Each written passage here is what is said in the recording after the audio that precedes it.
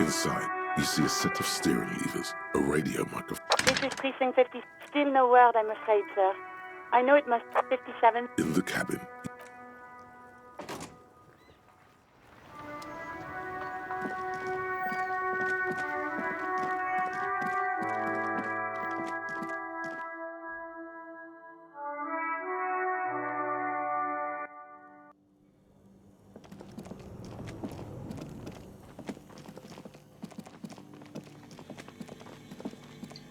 the bear's eyes are still glowing red. It's guarding over the freezing corpse hidden inside its belly.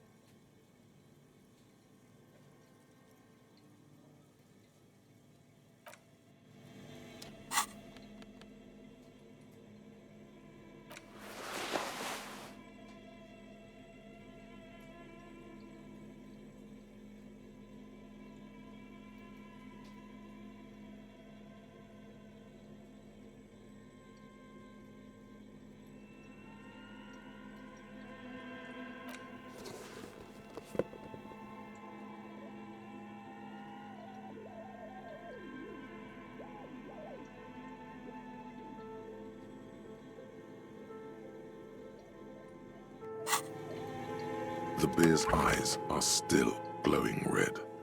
It's guarding over the freezing corpse. Your arms reach out and your eyes close, as if by their own volition. It's dark all around. You feel cold, slippery flesh, first with your fingertips, then under the palm of your hand.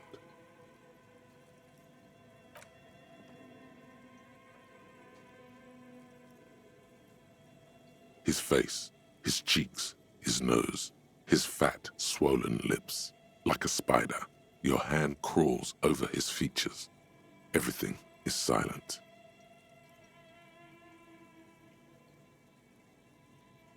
They are swollen shut. You need to really push to get in. Only the little one fits. The flesh changes shape as you bore in, searching for something in the cartilage. The thing you're looking for, it's not there. Crawl out, spider.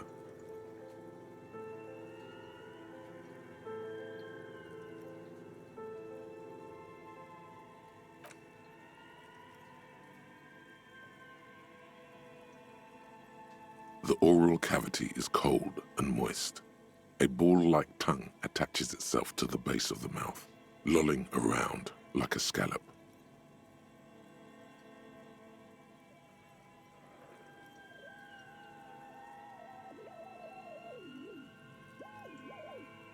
The tongue moves freely in the cavity.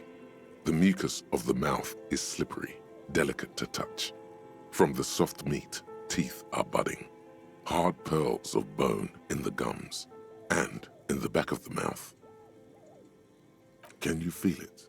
You're so close. Rip his jaws open now. Look in. A vision of black and dark red death, pried open by your naked hands and studded with teeth. Looks like he's laughing.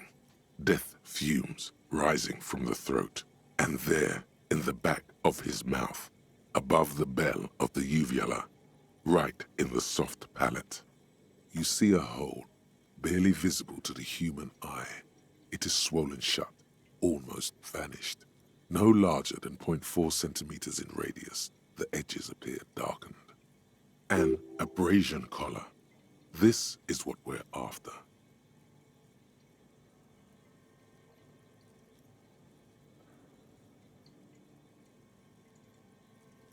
Abrasion collar.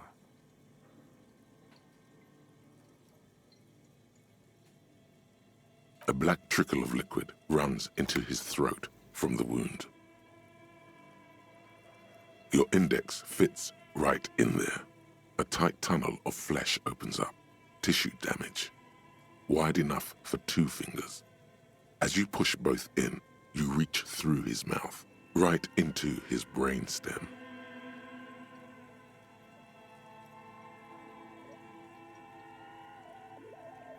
The basal ganglia feels clumpy.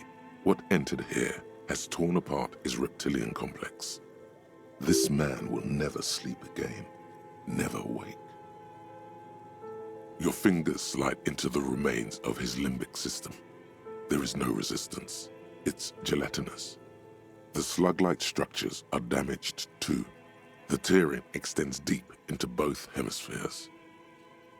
This is what he used to regulate his emotions with. The lieutenant answers with the sound of his pen on paper. Your fingers are all the way in now, reaching toward the inside of his skull. The cavity goes further, but the entry wound isn't wide enough for the rest of your hand to follow. Your fingers reach toward his skull. His cerebral cortex feels like jelly, cold jelly. Strange fluid streams down your wrist as you push deeper until you feel it on the tip of your finger. Sharp, serrated material. The edges cut right into your skin.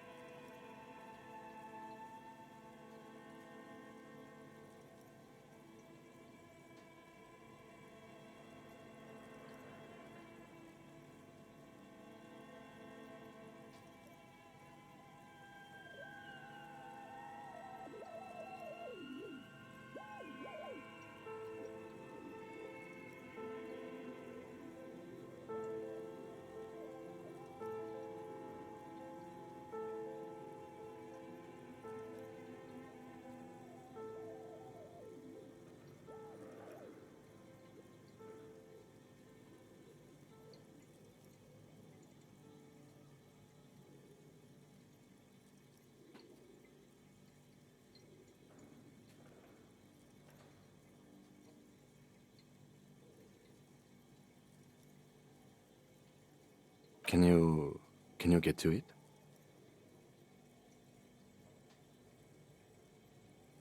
There's a tiny crack, a protrusion in the cranium, right in the back of his head. Your finger must be pointing straight at it, from the inside. The object that is in there stops just short of the skull, in the encephalus, knocking this tiny fracture into the cranium.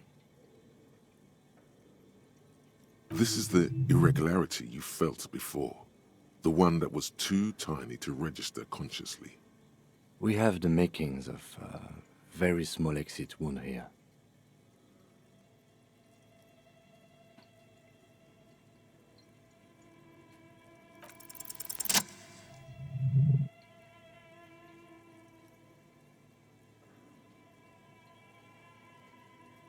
You pick the object between your index and middle finger. It feels sharp, like metal. With your face twisting from pain and concentration, all you need to do is just... Good. The inside of the head feels cold and smooth, like a glove, sweat dripping down your brow. Careful not to lose the prize between your fingers. With a plop, your hand emerges from the mouth, covered in blood up to the wrist. Between your fingers, a small flower, a blossom made of lead. A bullet.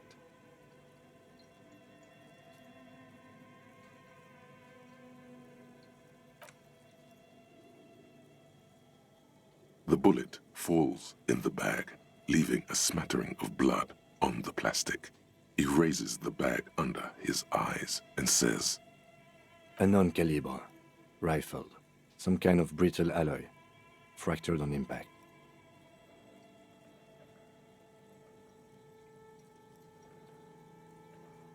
Of course.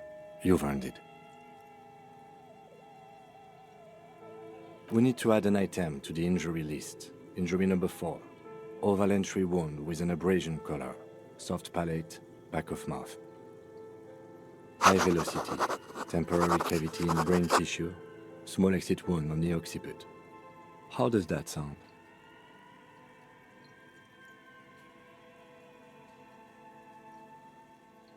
Opinion, fatal injury.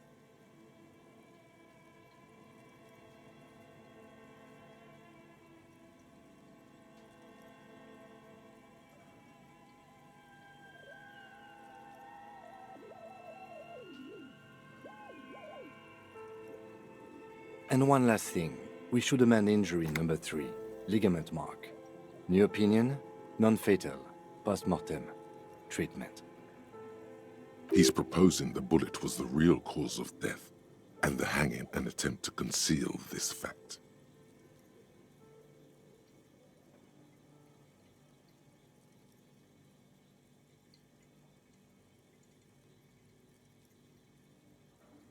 Yes, and the belt around his neck. The hanging. Even dragging him to the yard. All of it was done after this man was already dead.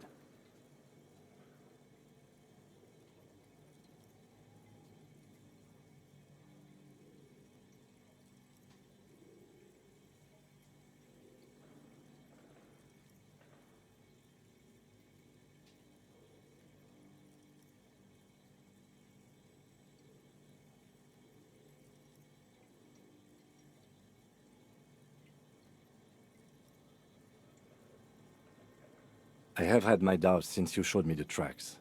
Why did they carry him over? Why not march him, I thought. There was no satisfying explanation. There have been other signs too. Small details. Everything is too neatly designed for us to assign probable cause here, as we did, full-heartedly. Well, no more.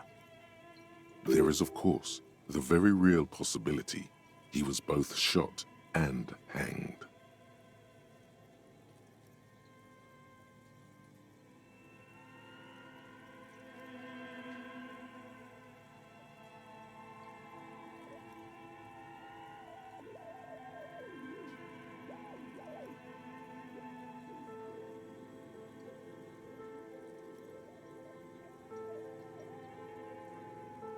To put him out of his misery? It's possible, but it does not explain all the other dubious things here. Lack of struggle, primarily. I may be intellectually sloppy, but I prefer one theory at a time. And this just smacks of treatment to me. That's for us to find out. But this, it will make finding them just a little easier. To hide something. The real killer? The real motivation? What really happened here?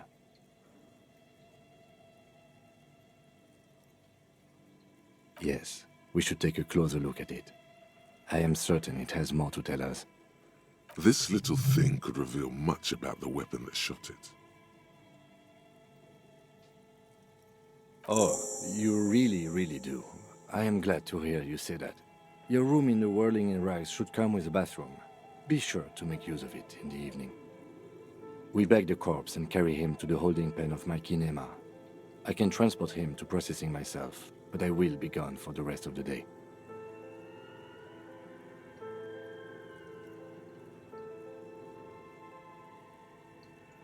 Work on the case. Tend to personal matters. Try not to do anything too dangerous. An officer needs backup in a neighborhood like this. I'll leave that choice to you. And one more thing. Great work, detective. After you bag the corpse, Lieutenant Kitsuragi will leave the party until tomorrow morning. You can do side tasks and even the main case, but it might be more difficult. Plan his exit accordingly.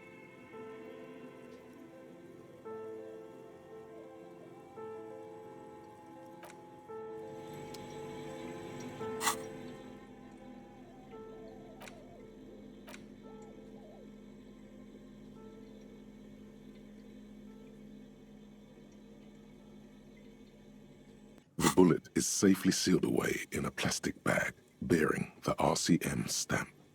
Kim has filled out the label on the bag with the item number, case number, and date and location the bullet was found. The squashed bullet has some sharp edges where the jacket has split open. It feels cold, even through the bag.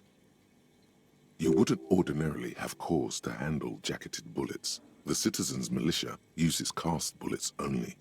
Little pebbles of metal loaded from the muzzle, usually in a cartridge.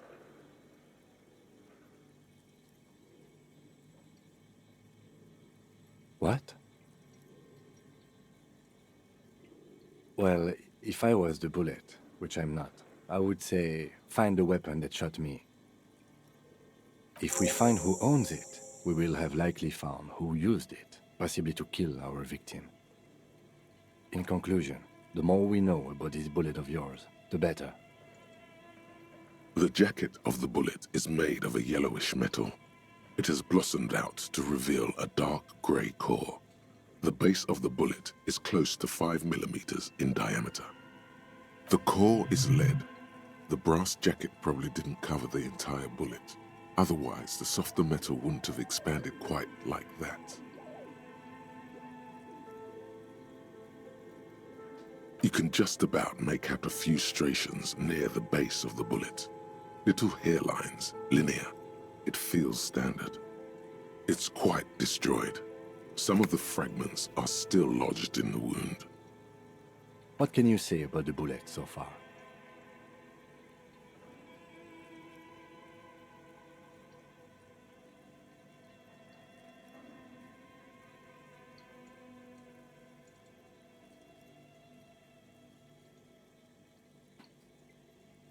Okay. Jacketed means it would have been shot from a military-grade breech-loading rifle, and not from a muzzleloader like those typically found on the streets of Revachol West. Highly unusual. The people of Revachol haven't carried breech-loading weapons like this for nearly half a century.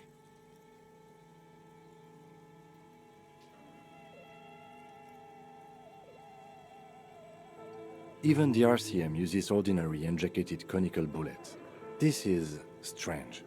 Very strange. I like this, officer. Strange means unique. Unique means incriminating. We need to find the gun that shot it.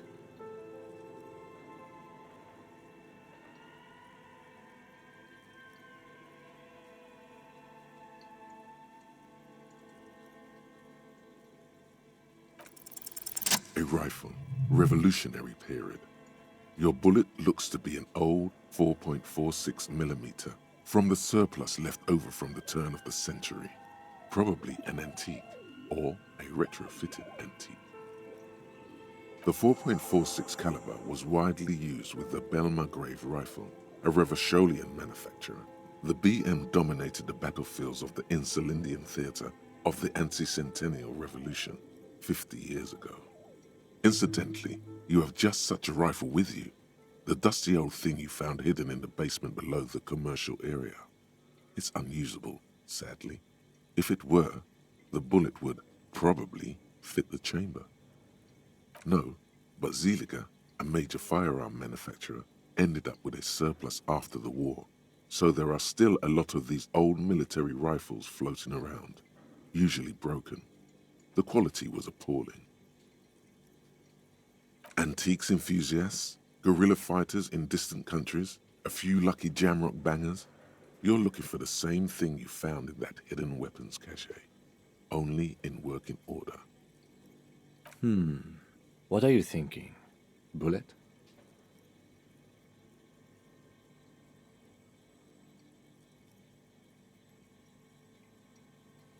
Okay. And?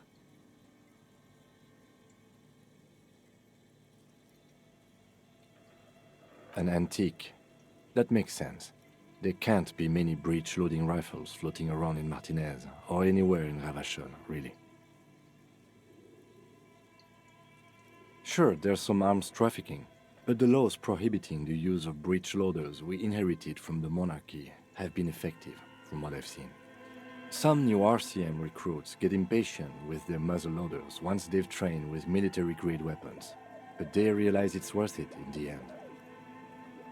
Prohibiting peacetime law enforcement to front-loaded rifles is a policy enforced by the Moralist International in all the nations of the Real Belt.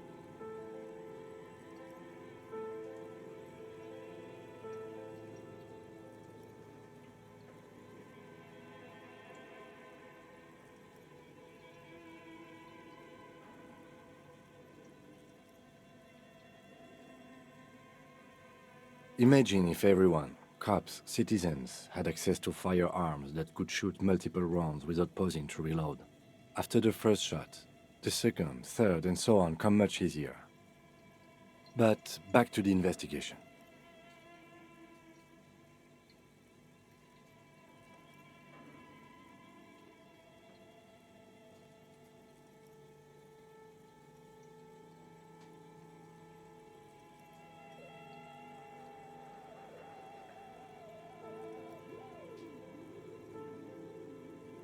Let's find out. Next step, finding the gun itself.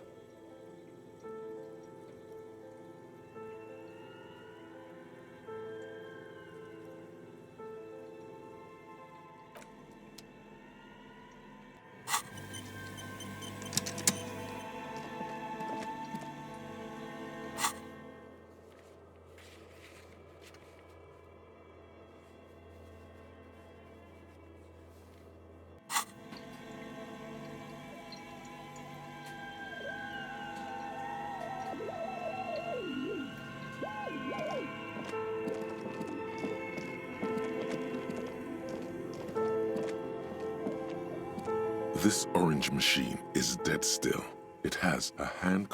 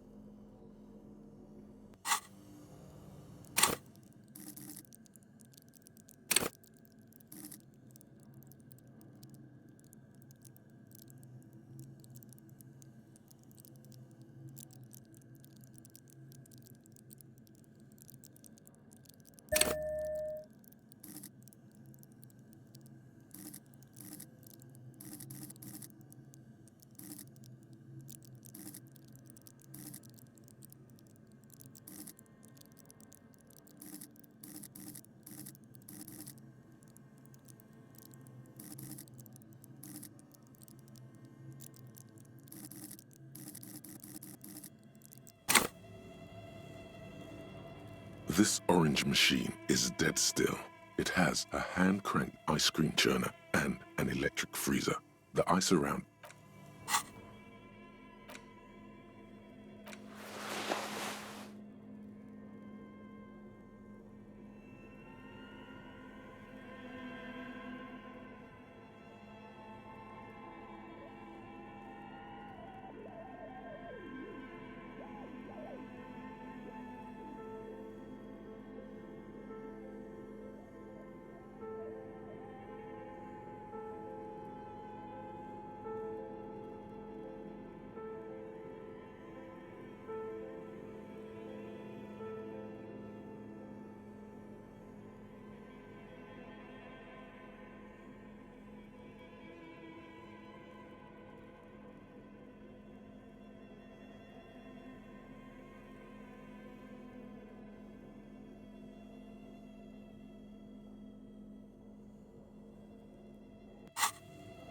This orange machine is dead still. It has a hand-cranked ice cream churner and an electric freezer. The ice around it slowly melting. Ice squeaks beneath your Kavalzund multi-tool, but your fingers slip away from the tool. The lid shutters tightly as before, and it's already unplugged. There's not much else to do other than wait for it to defrost or bulk up and get stronger.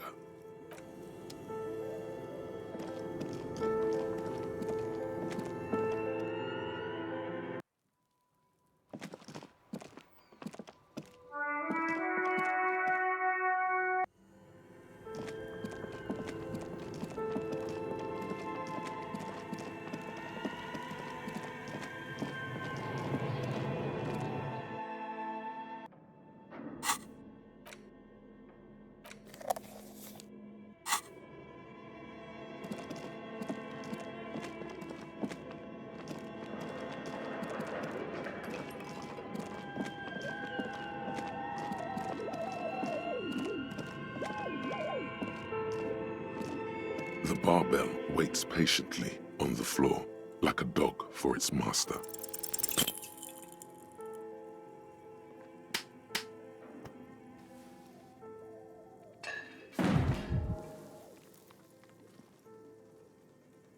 You manage to hoist it off the ground, but the barbell feels wobbly. Weightlifting was never my favorite either.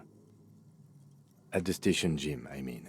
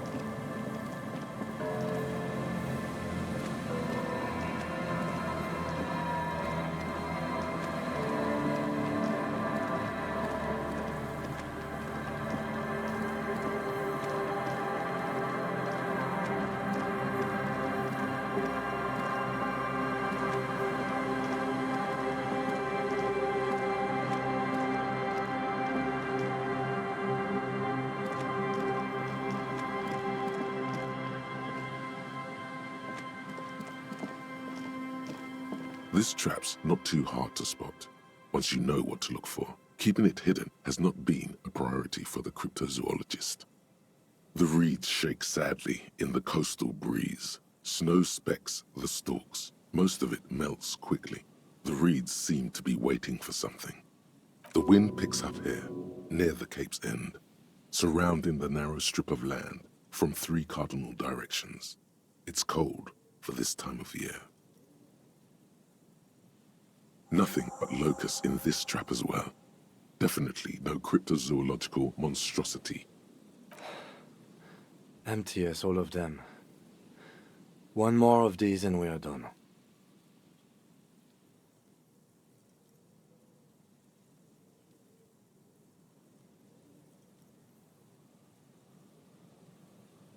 No, I'm fine. I didn't mean to complain, it's just...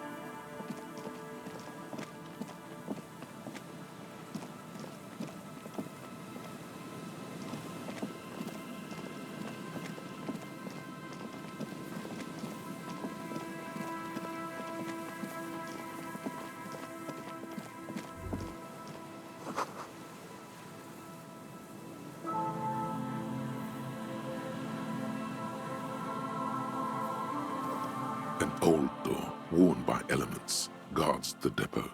The wind has blown a sand dune.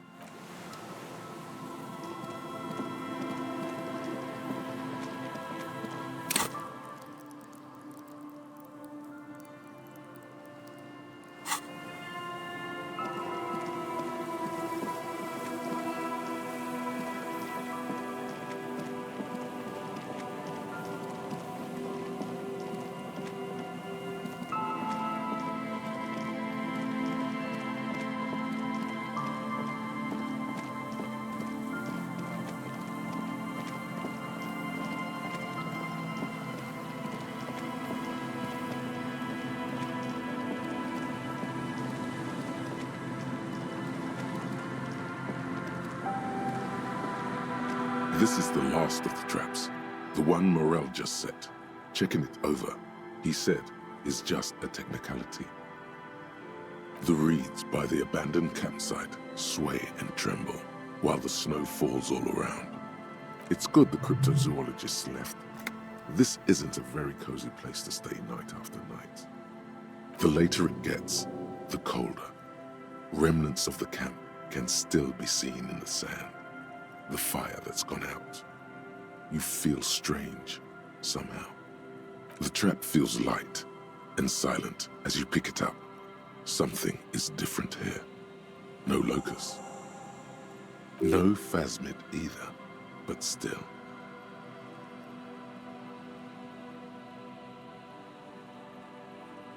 Well, the bait worked on something. This doesn't mean it was a reed monster, though. Unless you see one in there, I just see an empty trap. The netting is a little untidy, messier than the others. Like someone or something picked the trap up and shook it before dropping it back down on the ground.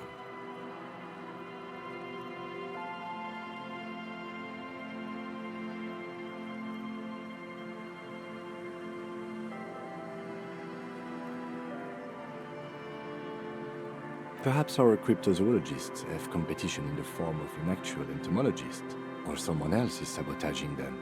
I could present more theories, but then I would be taking this on as a case, which I'm not.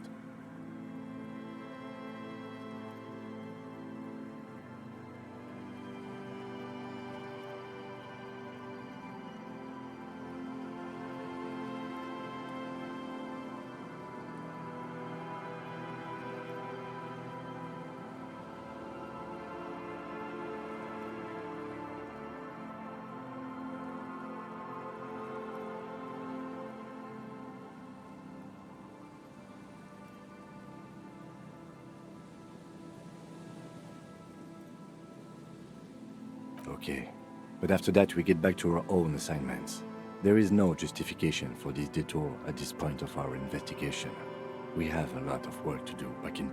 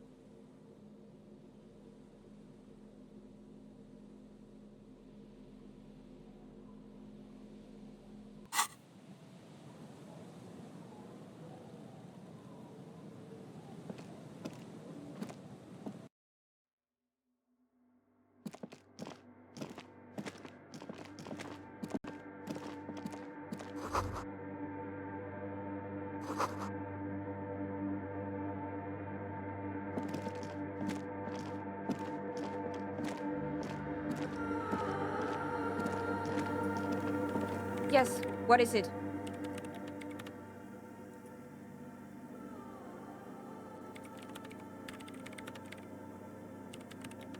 Yes?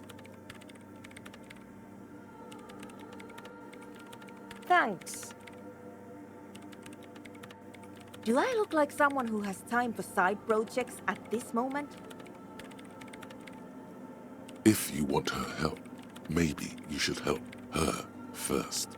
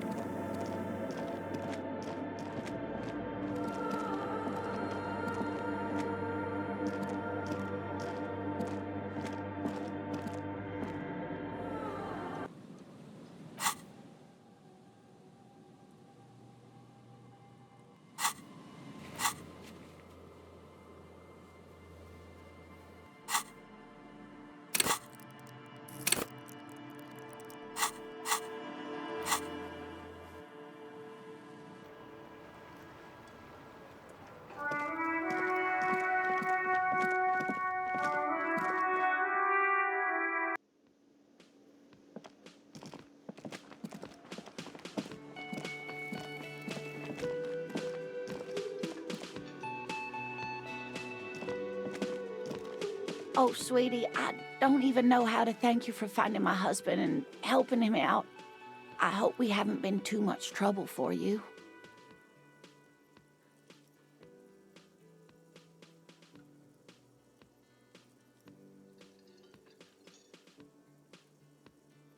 Here, I want to give you a small token of my gratitude. It's a tie, Mesk in origin. The pin is an antique, quite special. The little silvery knob holding the tie together feels warm in your hand. It's in the shape of an avian skull with 8 eyes. You could ask her about this when you get the time. It's probably a cryptid, but the phasmid, of course, is more important. Oh, you don't want to hear about some old woman's ramblings. Ramblings? Nonsense. Your description of the phasmid is the most precise I've ever heard. But darling, I didn't even get the size of it right. Measuring things is important. How did she get the size? You were a child, my dear. Really. It's extraordinary what you were able to describe. Now go on. Tell our friend about it. He's proven his interest in the field. Reflexively, the lieutenant read his familiar notebook. Well, it was summer. I was building a racing track out of sand on the beach near a tall stand of reeds. Quite a tall one. Many times my height, I remember. When, all of a sudden... I'm getting ahead of myself. I was 5.5 in Betancourt in the suburbs. My grandmother had a summer home there. Betancourt got bombed in the war. It used to be quite near, circa 20 kilometers from here. The strangest moment of my life. I looked up and one of the reeds moved. Not like a plant, but like a living thing. It stood up and looked at me. Its body unfolded like some antique toy. I've never seen anything like it. I didn't know this can happen, so I reached my arm and touched the thing.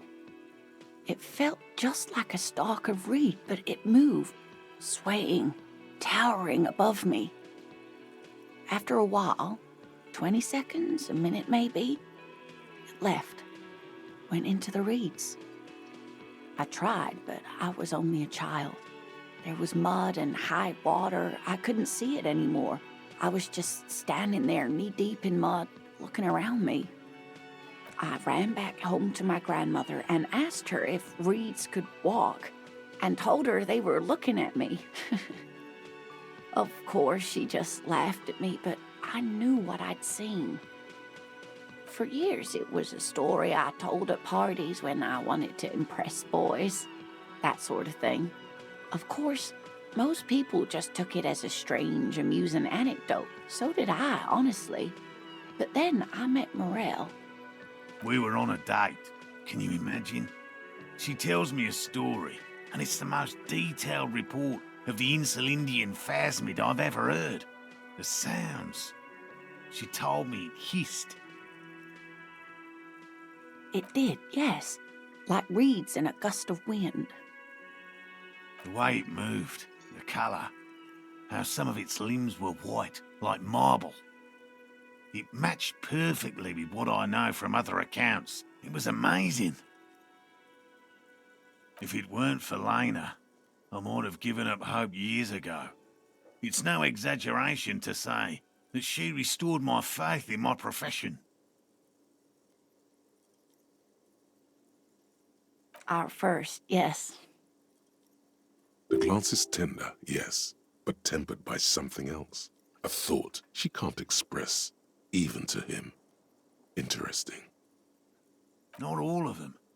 There is some white coloration reported, along with beige, where the camouflage ends. It's hard to say how big things are when you're quite small yourself. To me, it seemed to be taller than I was then, but that's probably not the case. What if it is the case? How could she? Who imagines this? She didn't know about the phasmid. This is the main thing here, what makes it a confirmed sighting. She had no previous knowledge of the insect. So she couldn't have made it up or imagined it. That's true, yes. I'm almost certain neither my mother nor my grandmother knew of it. It was only when I started telling my story as a teenager that boys would tell me, Lena, you trying to tell us you saw the Insulindian phasmid out there in those reeds? Get out of here.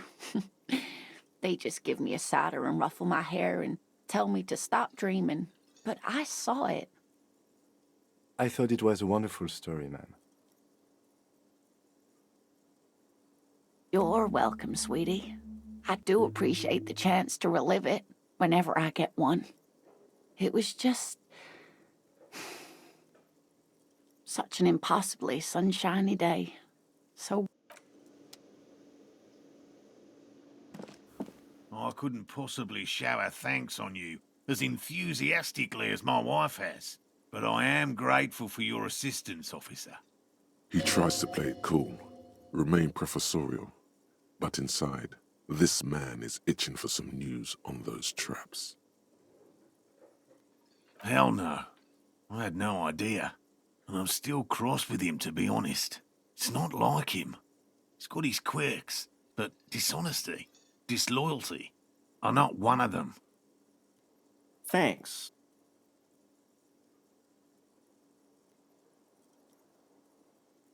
Good. Okay. And?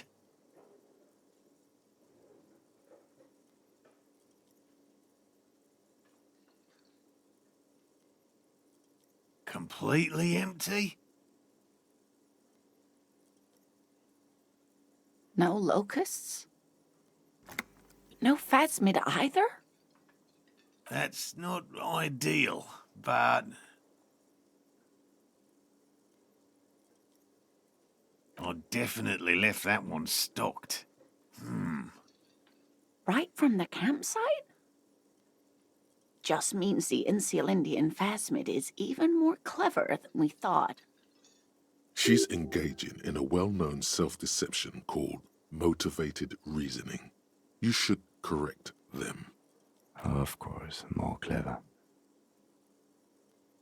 Yes, the Phantasmadeia picked off the locust and escaped. This is good news, though we'll have to reconsider the design of the traps, make 'em more secure. Another trip to the reeds.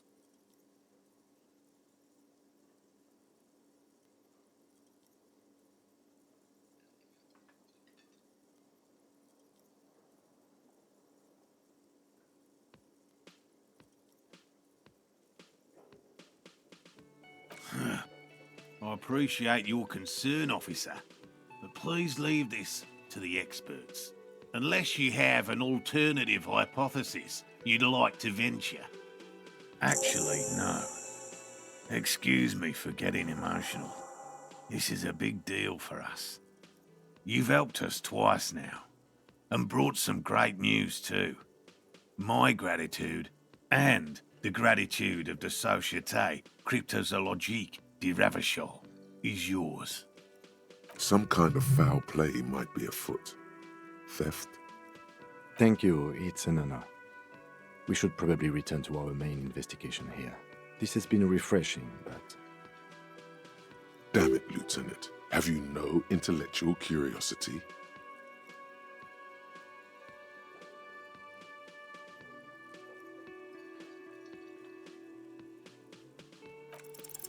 Consider the way the empty trap was disturbed, as though shaken. Most likely the hands of a young person. Hands small enough to fit inside the trap, too.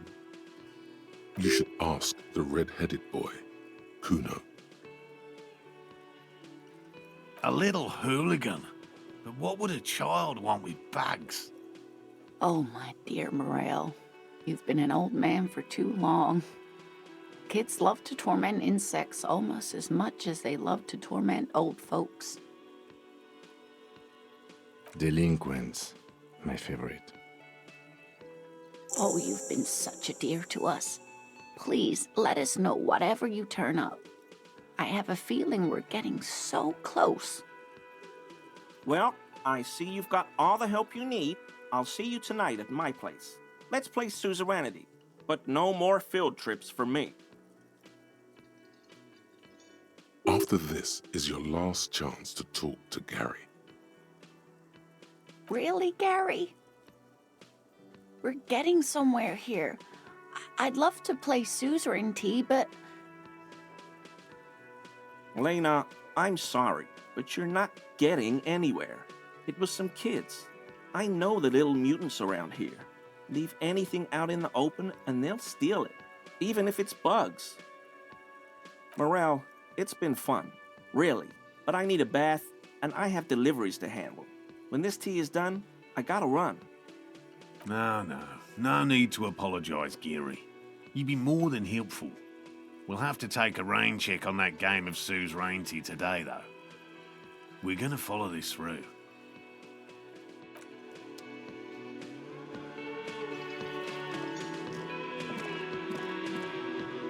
Always a pleasure to see an officer of the law. I mean, officers.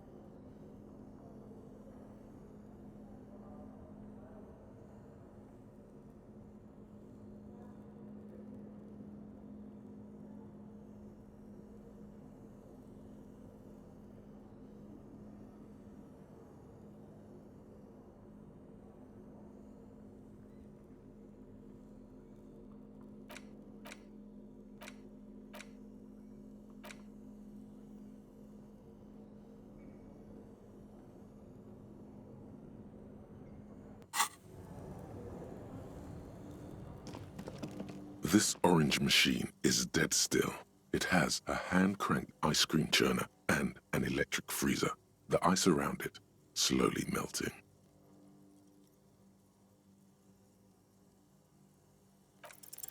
Ice squeaks beneath your Kowalsund multi-tool, but your fingers slip and it's already unplugged. There's not much else to do other than wait for it to defrost or bulk up and get stronger.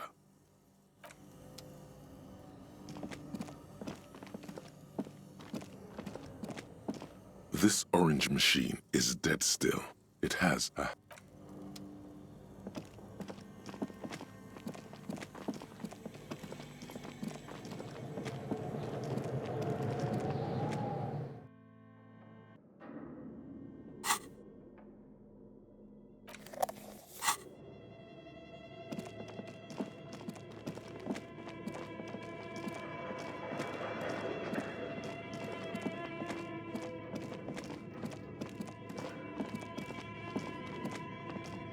The barbell waits patiently on the floor, like a dog for its master.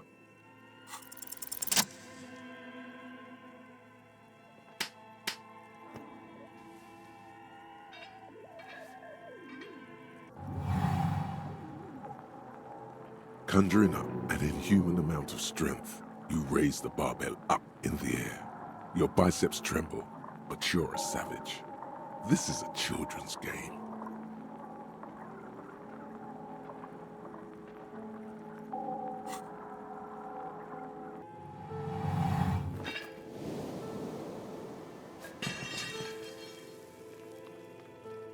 A warm wave of accomplishment washes over your head as you drop the barbell to the floor.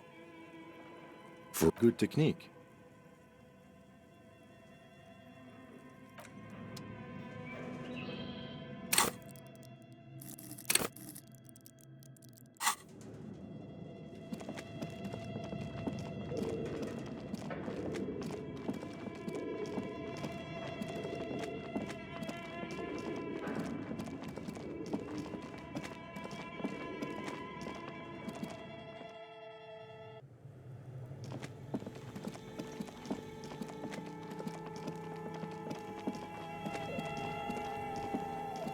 This orange machine is dead still.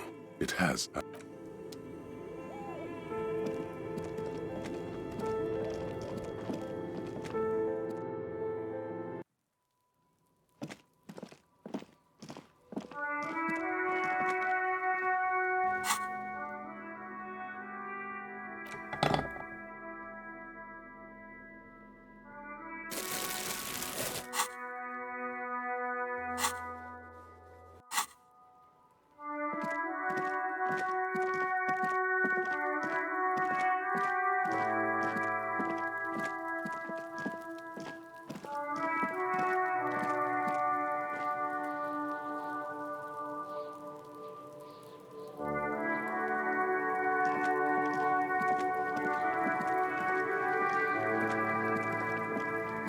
Fuck does Kuno care?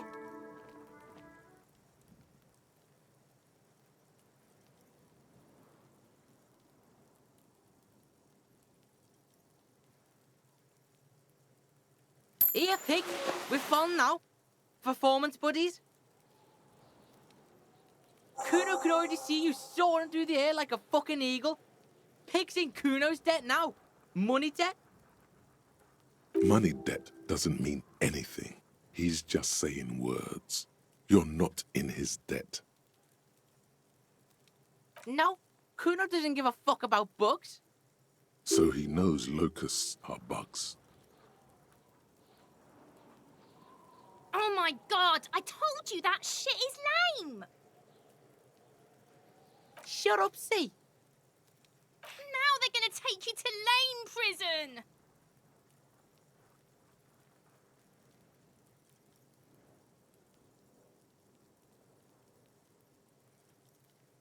Deny everything, Kuno. You need to lawyer up.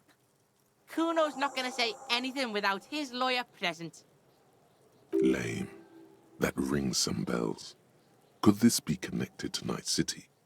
AKA the City of Rage. Oh god, Kuno, no! It's gonna happen now. They're gonna make you lame. Stop it, see. No one's gonna make anyone lame. Kuno's got this under control. There's definitely something going on here. You should check out Kuno's shack, the one with the pig's head. Kuno doesn't fucking care.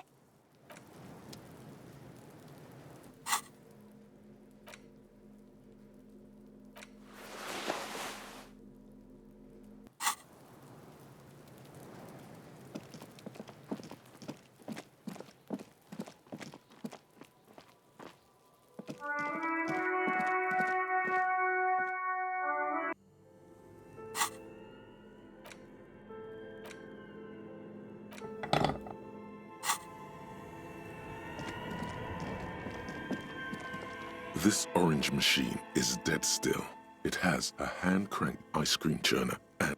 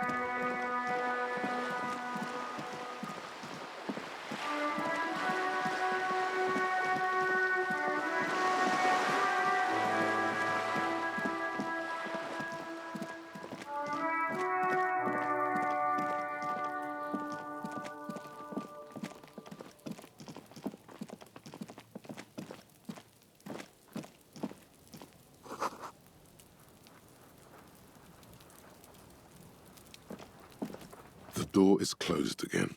Nothing to do here anymore. You hear someone inside, walking from room to room. Whoever lives here must be back home.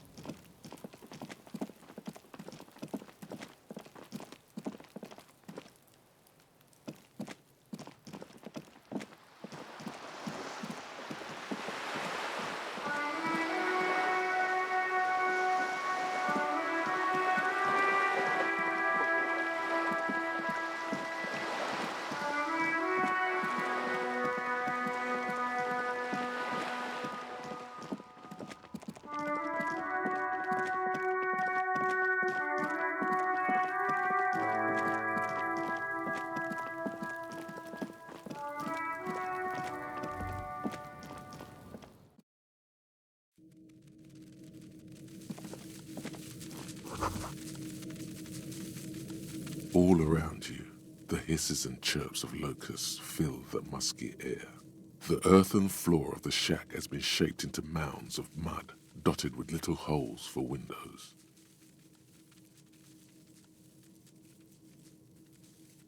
Like skyscrapers, spires of dirt and sand rising. Accommodations for their insectoid inhabitants. Well, detective, it appears you've solved the case of the locusts. For the missing locust case, which is a sub-case of the imaginary insect case. So at least that's going well. Oh, I'm not being sarcastic at all. We are making real progress here. When someone says they're not being sarcastic, it's usually a good sign that they're being very sarcastic.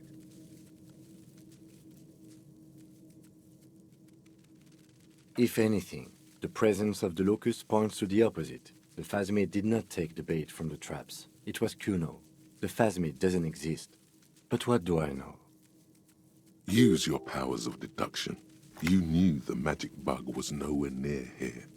The phasmid is impairing your judgment. I'll let you handle the Kuno side of things. You are doing just fine.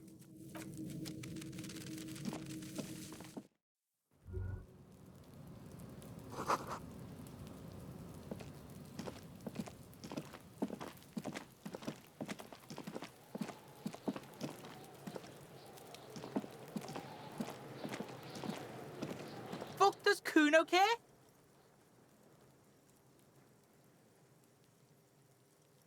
Yeah. Kuno took the bugs. So what?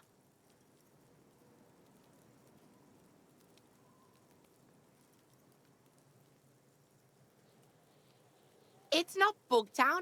It's the city of locusts. Locusts aren't just bug shit. They come out of the sky like a fucking shadow. Shit descends.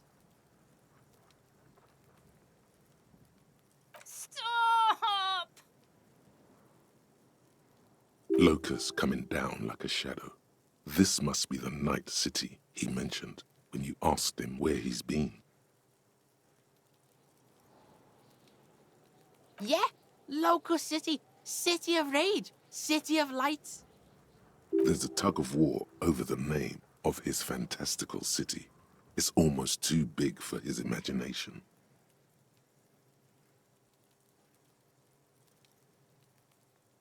The girl forces herself to watch again, the corners of her eyes twitching from discomfort.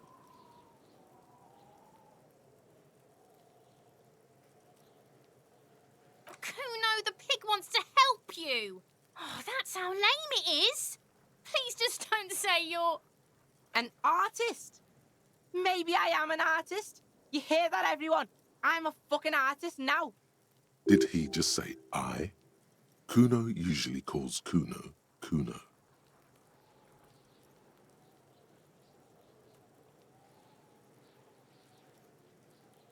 Kuno made Kuno. Kuno says whatever the fuck he wants. There are no rules here, pig. I fucking say I when I wanna, and Kuno when I wanna, Kuno's free. Kuno's free to fucking die, bitch. This is what he sometimes does when things get tense.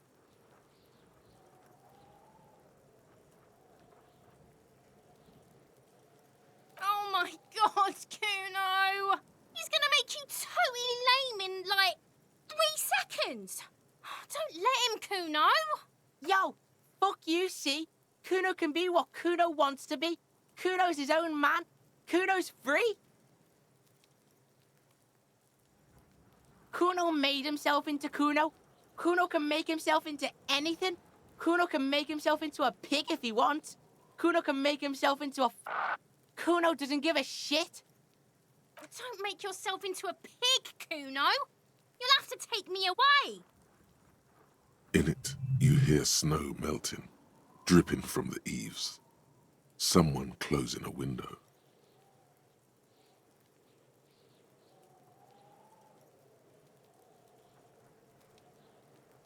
Without a word, she disappears entirely behind the fence. For once, the boy is lost for words. He turns completely red now, with splotches of white beginning to appear across his face. You've got him. Now convince him to leave the cryptozoologist's traps alone.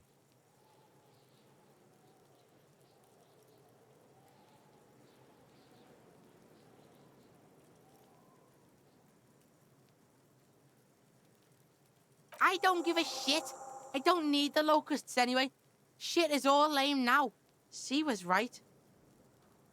The girl's face appears again, above the fence, just long enough to make eye contact with Kuno. She doesn't know whether to be glad because Kuno is finally convinced of the lameness, or more worried because of his continued use of the first-person singular. Kuno is Kuno, not I.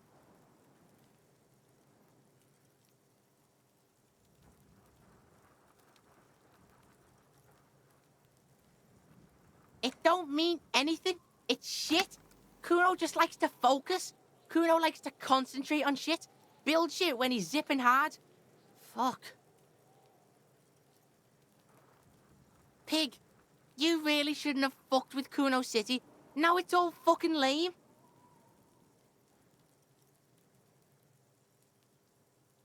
Kuno's gonna let the fucking locusts die. The fuck are they trying to catch anyway?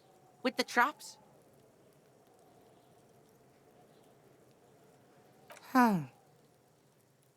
He recognizes the name. Bitches think Kuno doesn't know shit. The fuck out of here. Kuno's tired of this shit.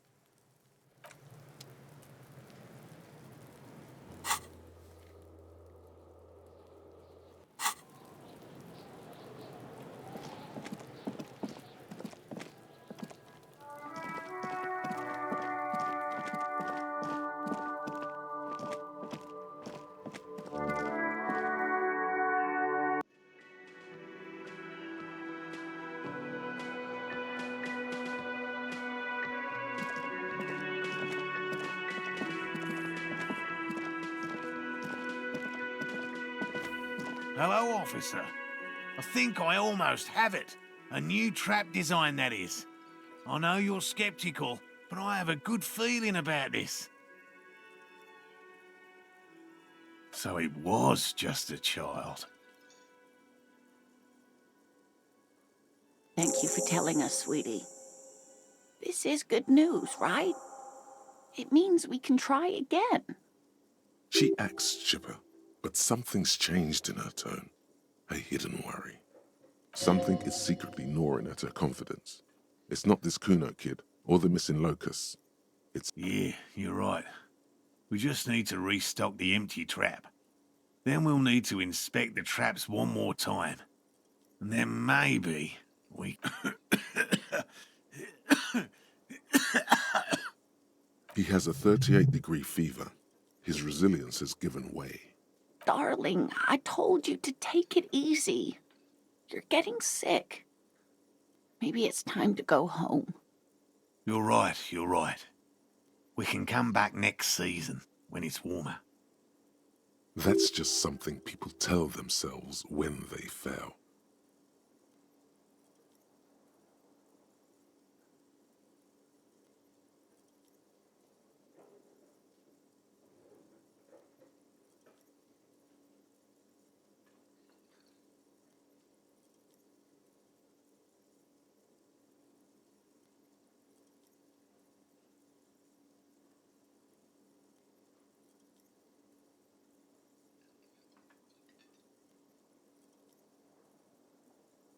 You can? Fine. It's better than having these people get pneumonia on the coast. But after this... He wants to see this tale through, as much as you. Otherwise, he'd have stopped this already. But he cannot let it drag out after this. Really? It's too much, officer. What Morel means is we're grateful for your help. Here's a fresh batch of locusts. They should slide right down the funnel. And thank you again. We will definitely mention you, should this lead to a discovery. I'm not talking co-discovery, of course, but,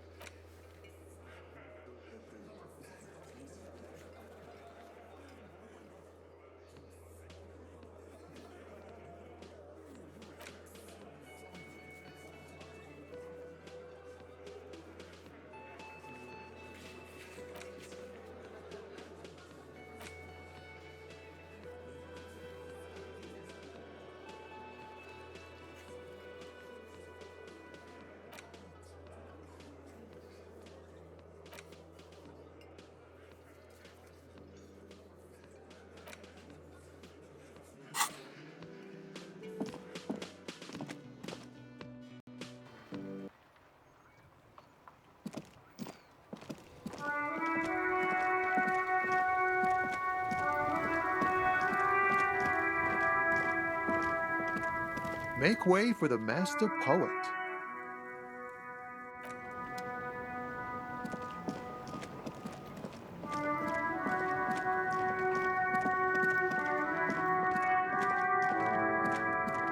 You keep coming back. That's good, officer. Keep browsing those clothes, keep saving that economy.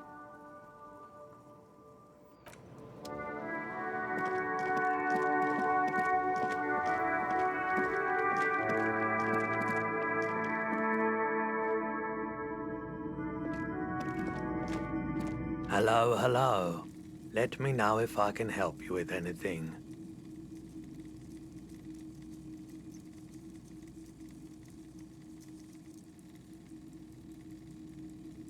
I doubt it, but I can try and answer any questions. I do my best. He doesn't know anything.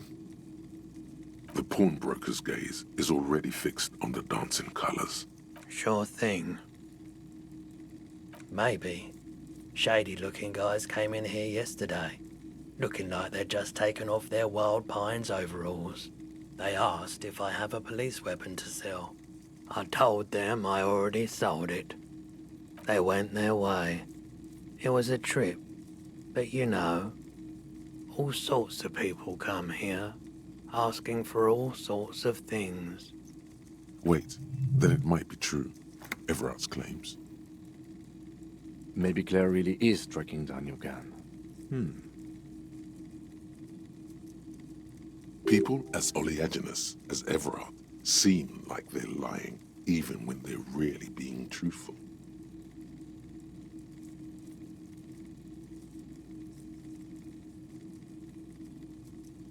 Sure, man.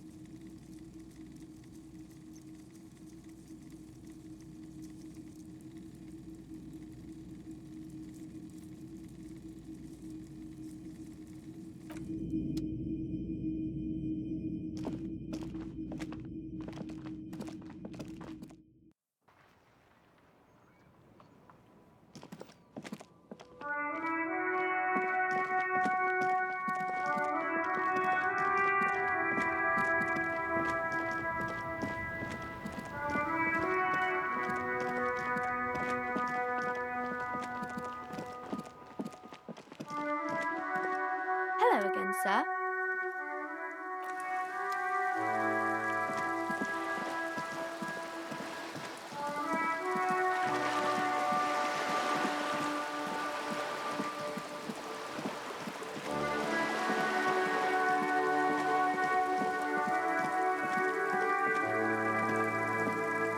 Hello again, officers.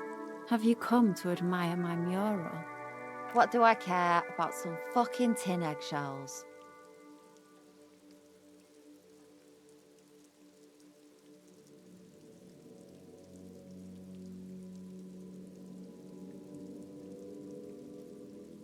Not particularly. I want to keep this as brief as possible, you see. I want to return to painting the world red.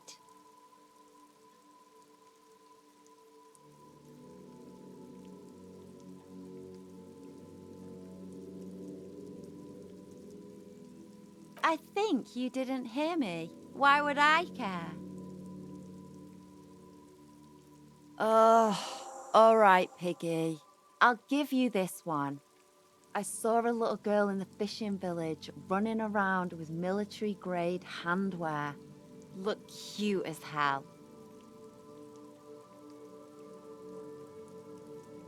Could that girl have been little Lily? It's not a bad place to start. Could have been her. Small kid with giant white armored hands. If you've seen one of them, you've seen them all. There weren't any other small girls in the village.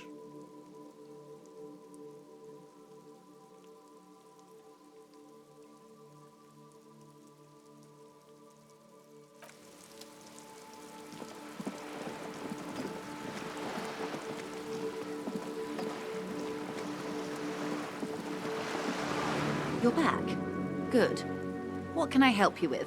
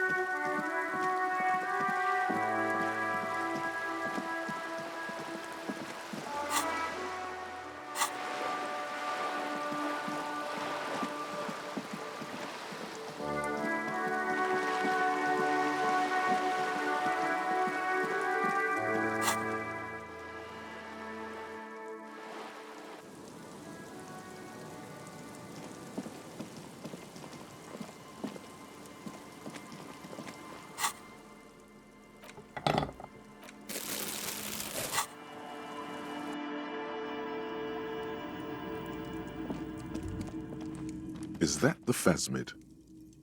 It looks like the phasmid, leaning against the wall.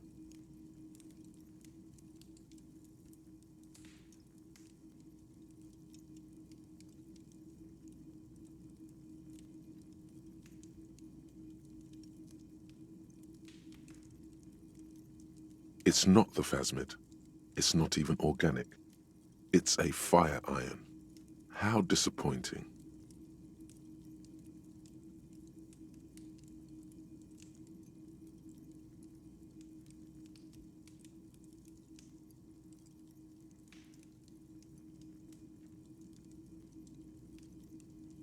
Don't be too hard on yourself. You couldn't have known that for sure. And, besides, finding this phasmid is your special destiny. Mister, what were you doing in my fireplace? Oh, okay. Oh, I had gloves. Very big ones. Heavy, too. Where did you get these gloves? Found them when Lemmy and I were playing hide and seek. In an empty house. Where no one lives. I think someone hid them there. She doesn't want you to think she stole them. I hid them. The twins were gonna take them. They're stupid.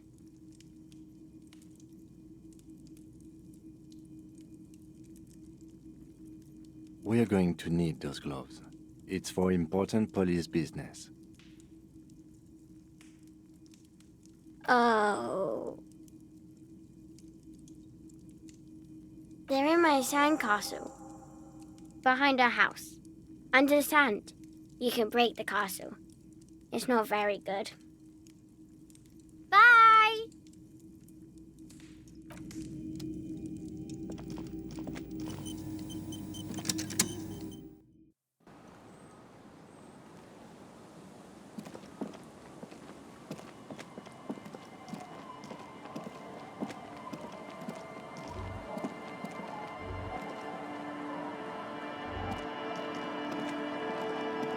Weather has not been kind to Lily's little sandcastle.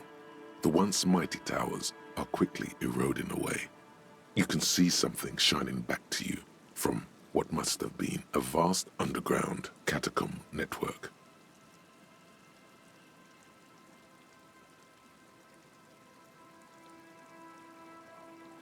The little castle? The reigning lord must have come upon some really tough times to let it sleep in such decrepitude.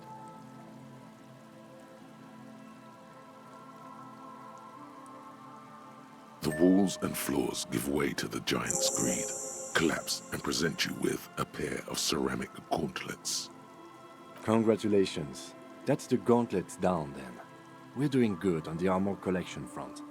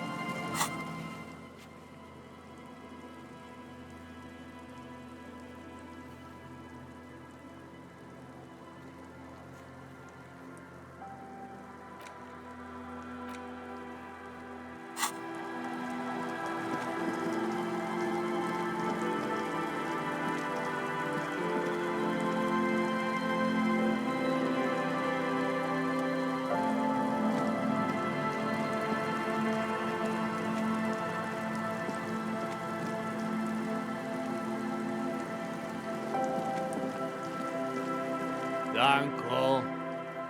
Don't call her. There's no way. Tequila sunset. What's it about?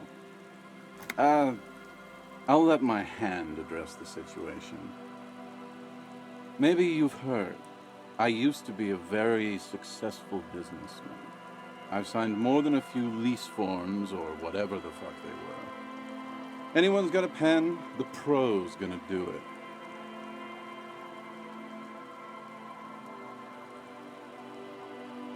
All right.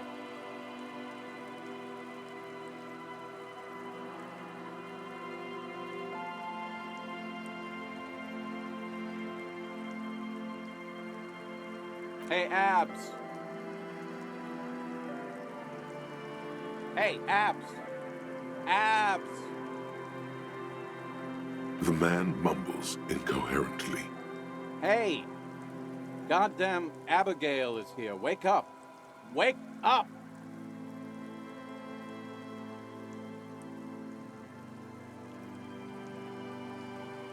I'll be damned.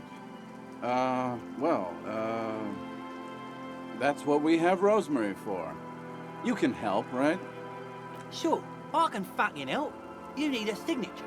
I got you a signature.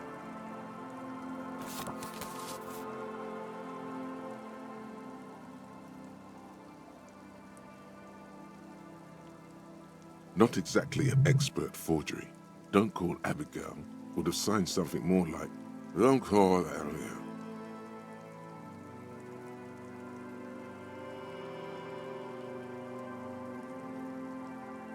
Fucking cops, man, always hassling the poor folk. You know what? I'm keeping a pen and that's the end of it. No, that was my favorite thing of all the things you have. My favorite is the gun he lost.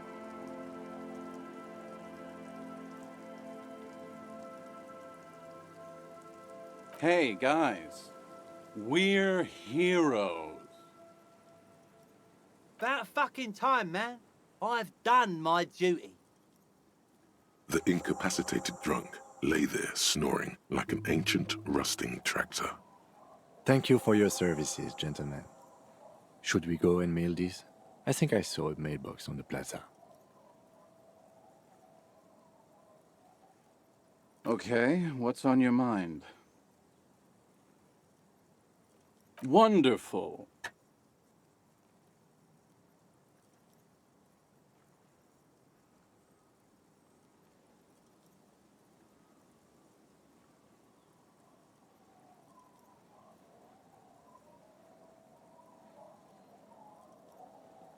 Then I will see you again once you've procured some. Par exemple, my good friend Rosemary here sells all kinds of stuff. All kinds, sir. Beer and wine.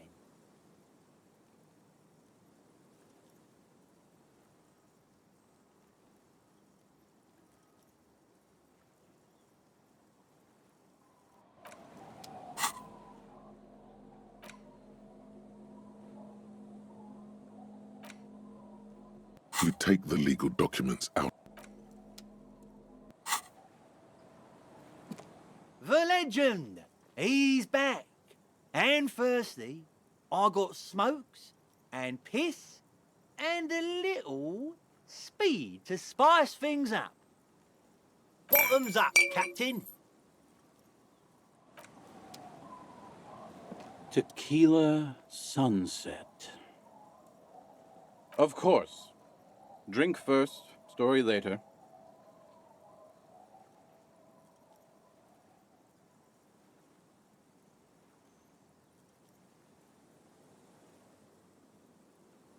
Then I will... All kinds, sir.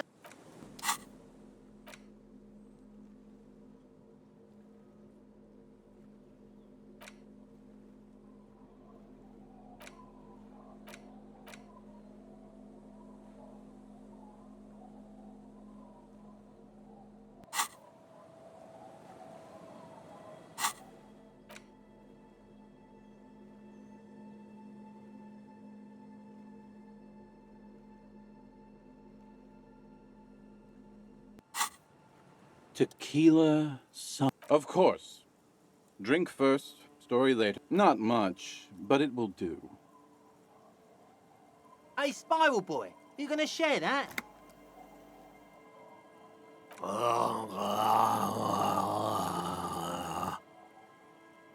Shut up, guys. I'm telling a story here. Something happened to you. Something happened to me, too. My actual name is George, but around here, you already know. I was once a reasonably high net worth individual, a founder slash junior partner at a high concept creative services agency.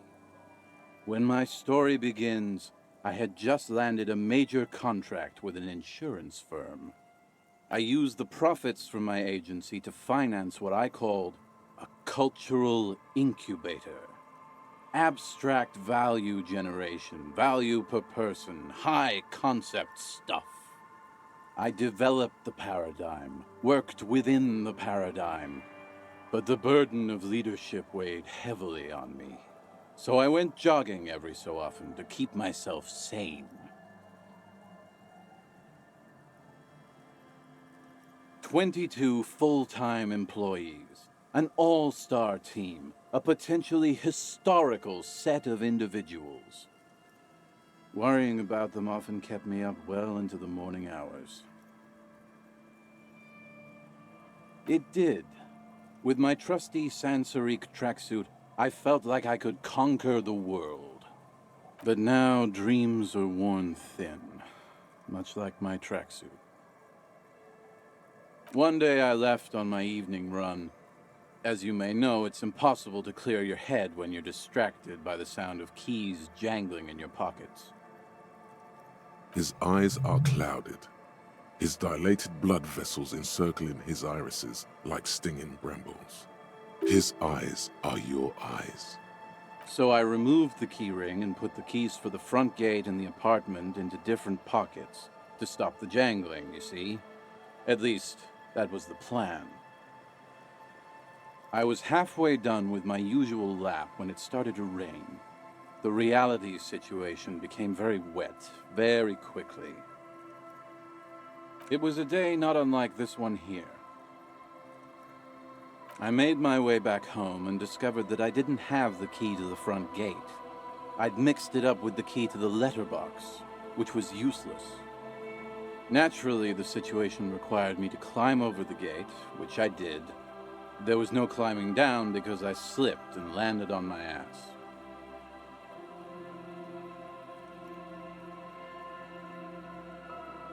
Reality was looking rather grim just then.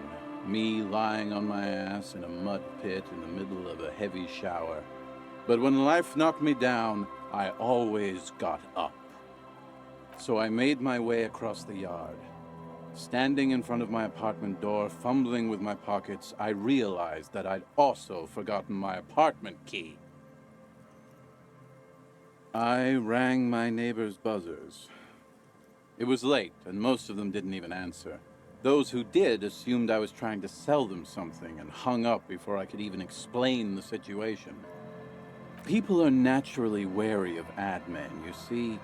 One moment someone chats you up, 5 minutes later you've bought a box of edible lingerie and a strap-on. I don't begrudge them, especially since I was known to be one of the best. Just then, I experienced a moment of clarity. I still had the key to my office. I could wait out the storm there. But when I reached my office, I remembered that I'd asked one of my producers to change the locks that day. And since I hired only the best, he'd already done it, and I couldn't get in. Anyway, long story short, life spiraled out of control. I haven't gotten into my apartment for years, and my girlfriend left me because she didn't want to date a homeless man. The company, well, you see where I'm going with this. He pinches his thigh as if to check whether this reality is the reality. So, now you've heard my tragic tale. What do you think? Like nothing you've ever heard, huh?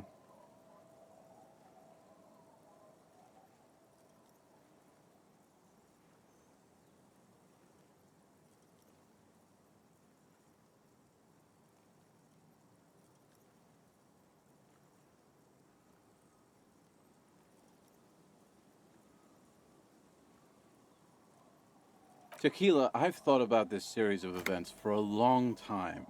If there was anything else to it, I would have thought of it by now. Why didn't you go to the authorities? Well, at one point they came to me, but, you know, I didn't have any ID on me, so they tossed me in jail for 2 days. I can't say it increased my faith in the RCM. No offense, gentlemen.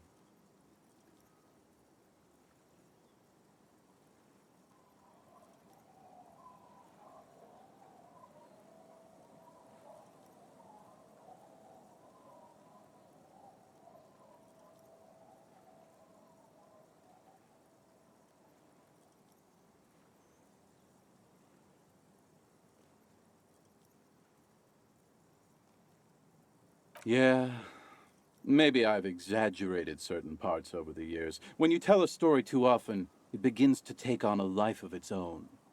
But what matters is that it's true to my subjective experience. Anyway, that was all the story one bottle gets you. Almost empty, this one. Truly, he has the soul of an artist.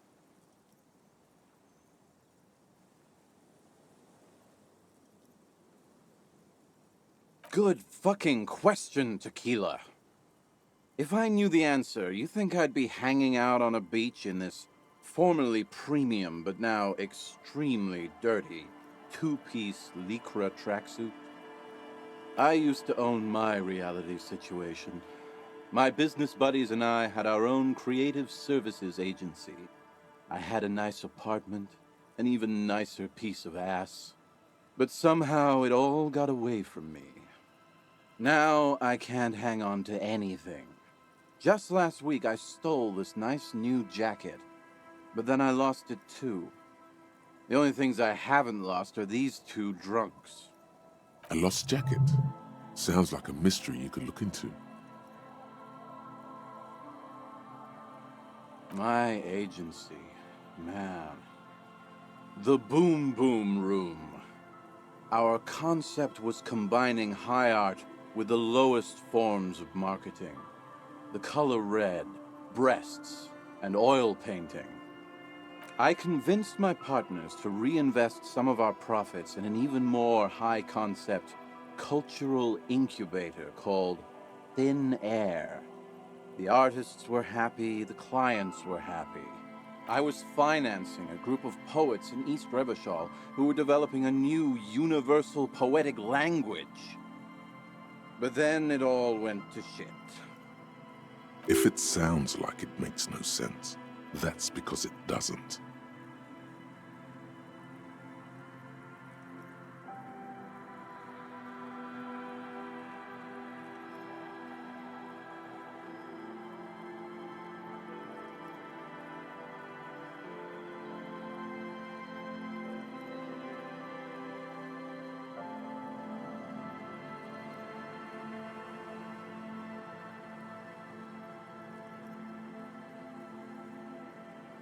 Well, you know, sex sells.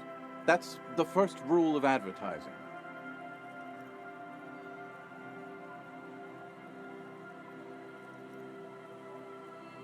Maybe you're right.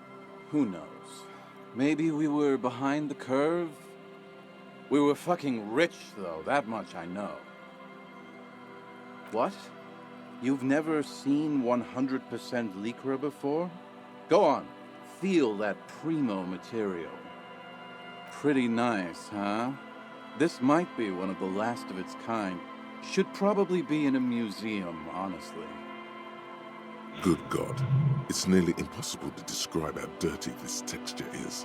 It's like rubbing two jellyfish skins together. You feel about 15% less human for having touched it. Randomized trials have also found Lycra, TM, to be associated with a number of exotic, highly malignant cancers, so you also have that to look forward to. And then there's the smell, but you don't even want to think about that. Wow, you're lucky. He never lets me feel it. That's because your paws are fucking filthy, Rosie. We're right next to the bay. You could wash them any time. My fellow members of the Union of Moribund Alcoholics? They're exactly what they look like. Hey, Tequila! You want to buy some speed? Shut the fuck up, Rosemary. He's a cop, remember? I thought he was a cool cop. A gurgling sound comes from the direction of the non-responsive man. And yeah, you're already acquainted with Abs. So yeah, that's basically us. We drink together. Tequila, it's a verifiable tragedy. It was practically brand new. Sure, it didn't really go with my Lycra threads, but it did itch a lot less. Say, you're a detective, right? Maybe you can help old Doom Spiral out. Solve the case of the missing jacket. What do you say, Tequila?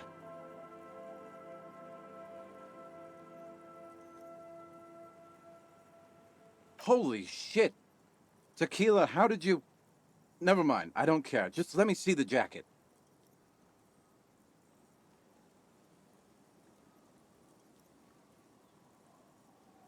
What's that supposed to mean? Let me see. What? This isn't my jacket. My jacket was beautiful. This is fucking filthy. What am I supposed to do with this?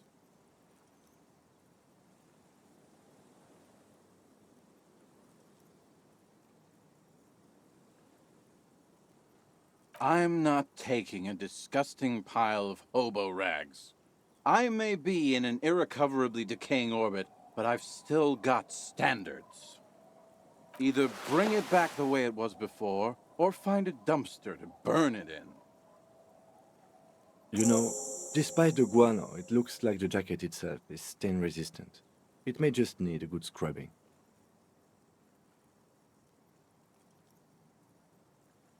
What's in a name? Hey, Spiral Boy, you gonna share that?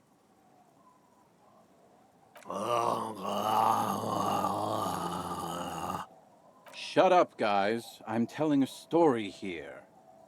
Something happened to you. Something happened to me, too. I was once a reasonably high net worth individual. So you don't want to just hear the same story again? Okay. I do. But as you can see, my fuel tank is running quite low. If you catch my drift.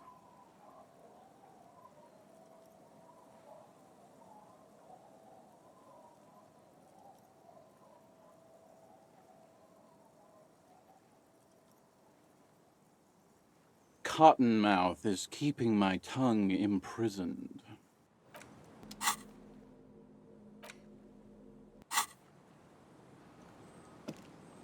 The legend! He's back. And firstly, I got smokes. Bottoms up, Captain.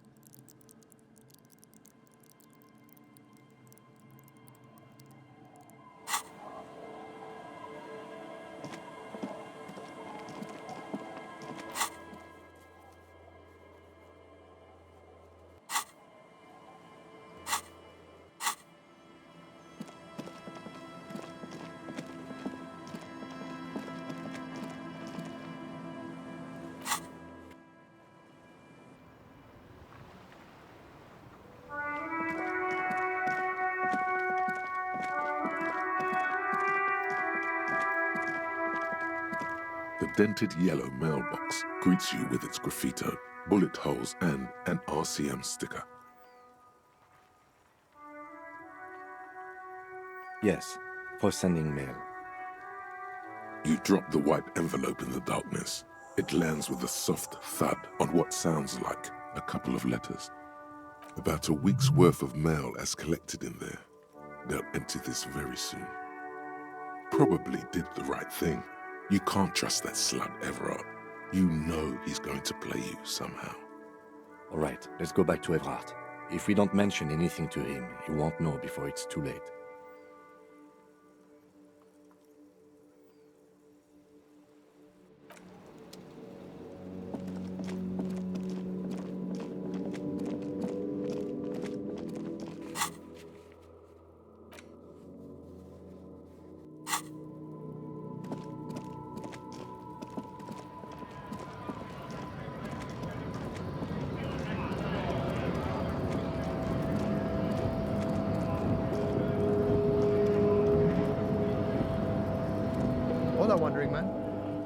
How can I help you?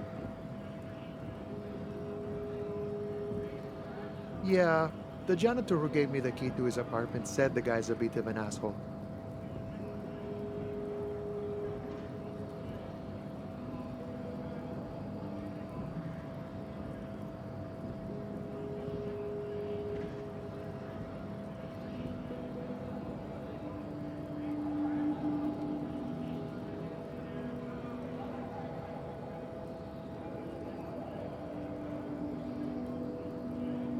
Like I said before, I don't know much about this weasel, but the bossman said he's a real piece of work.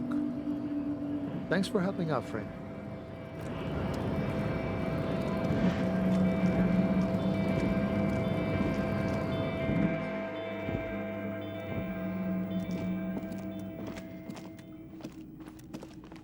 The file cabinet stands steady as ever, and the unlocked drawer slides out to greet you. The drawer slides shut.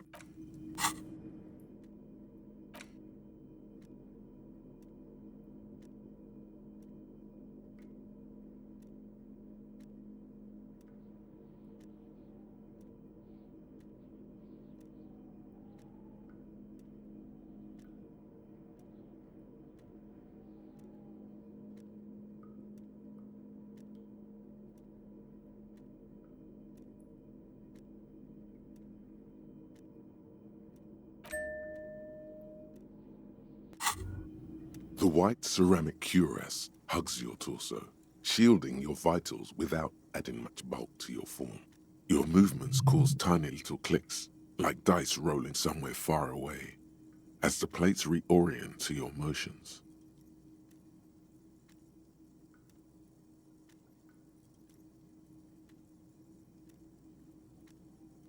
The hardened vitreous enamel, at once sleek and light, adds a glow to your cheeks and a spring to your step. Just imagine what a full suit of this stuff could do for you. You really do feel more confident. Invulnerability does that. Even partial invulnerability.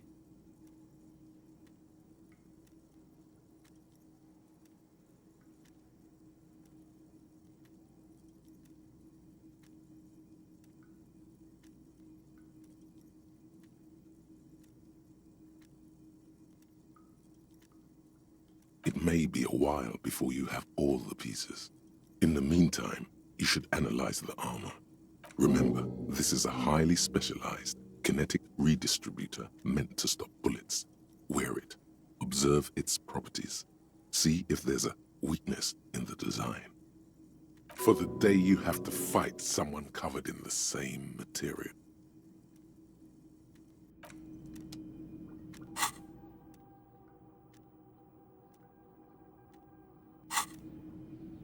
The file cabinet stands steady as ever, and the unlocked drawer slides out. The drawer slides shut smoothly.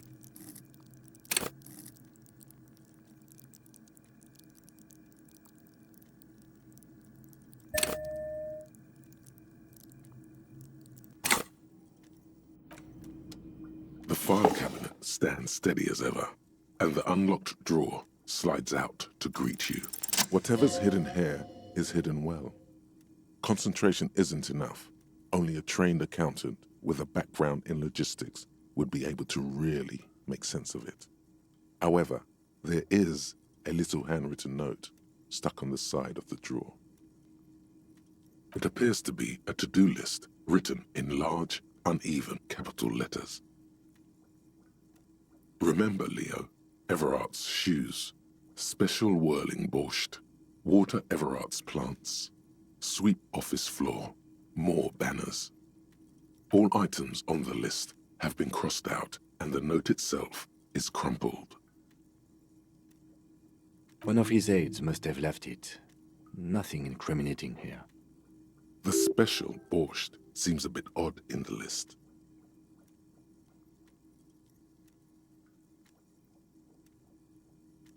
Remember, Leo, Everard's shoes, special whirling borscht, water Everard's plants, sweep office floor, more banners. All items on the list have been crossed out and the note itself Hundreds of documents containing and the same materials being handed over to companies inside Revachol, Couron, Coal City, La Delta, and you already went through all of these. The drawer slides shut smoothly.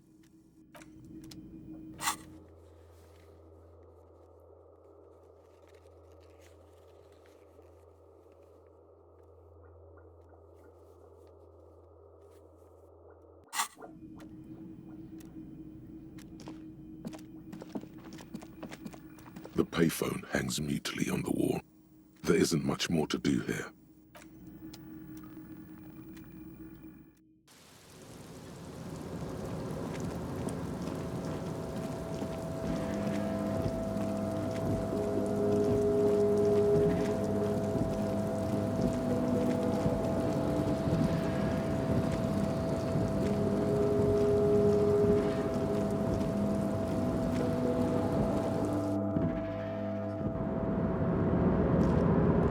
Welcome back, gentlemen.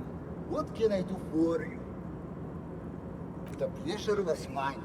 Farewell, friend, and may your peace of mind guide you to happiness.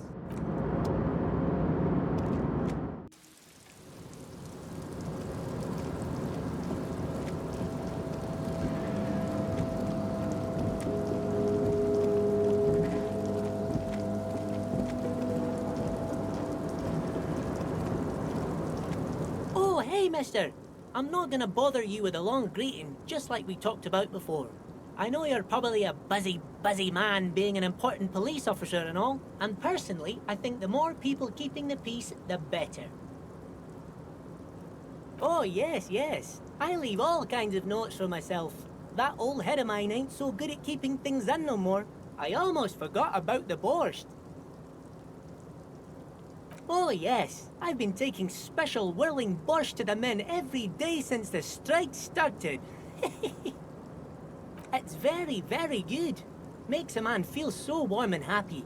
I feel like I could take on Mr. Renadan's boar dogs every time the lunch is done.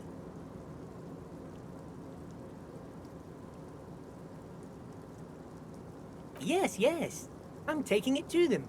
The borscht keeps them happy and in fighting spirits. Makes you all warm inside. They brew it in the whirling in rags.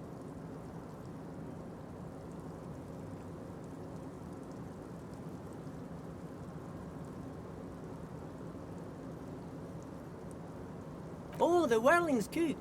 He makes it. Them is always talking with Mr. Manana in that weird language and laughing together. He doesn't speak what we speak. He's from Grad.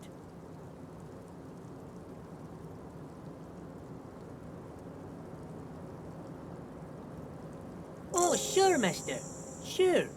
You do that. Yes, sir. He didn't actually understand what you meant, and now he's just nodding along.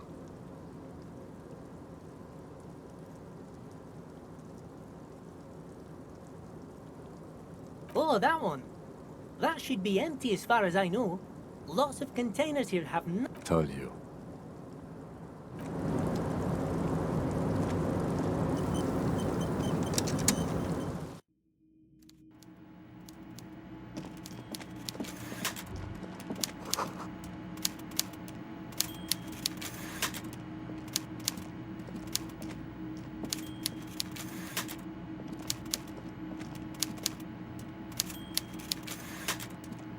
Mr. Dubois, I hear the meeting with Titus was a glowing success.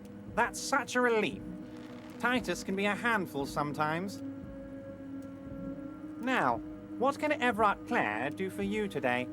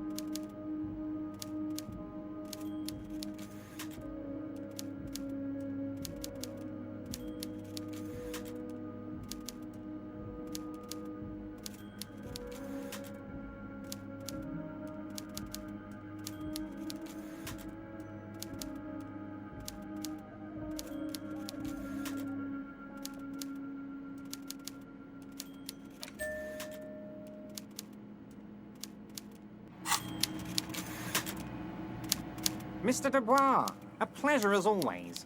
You don't have to sit down this time, since you've already sat on that chair.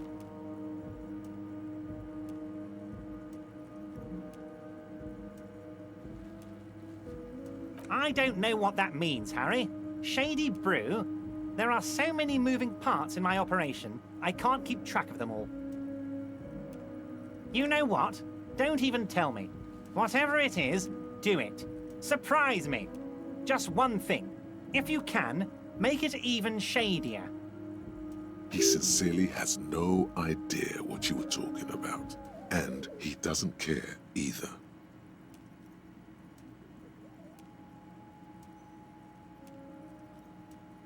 Ah, yes. Your side investigation. Thank you. You've got some spirit clearing up phony drug accusations alongside this murder. I'll talk to the mayor and see if I can get you the key to the city, Harry. Now let's talk real business. Actually, Rivershell doesn't have a mayor. He refuses to discuss it further. It's probably just a small nuisance to him. The Golden Boy returns once more. Wonderful. Simply wonderful, Harry. Of course. I already knew this. My friend, the mailman, confirms the letter is on its way. You've done a great thing today. You've given the children of Martinez a real future, Harry, and I feel I can finally trust you now. You're in my inner circle. You too, Mr. Kitsuragi. We can talk about anything. The strike, the murder, your lost gun, nothing is off the table. Well done, sire. By guile and deceit, you're in.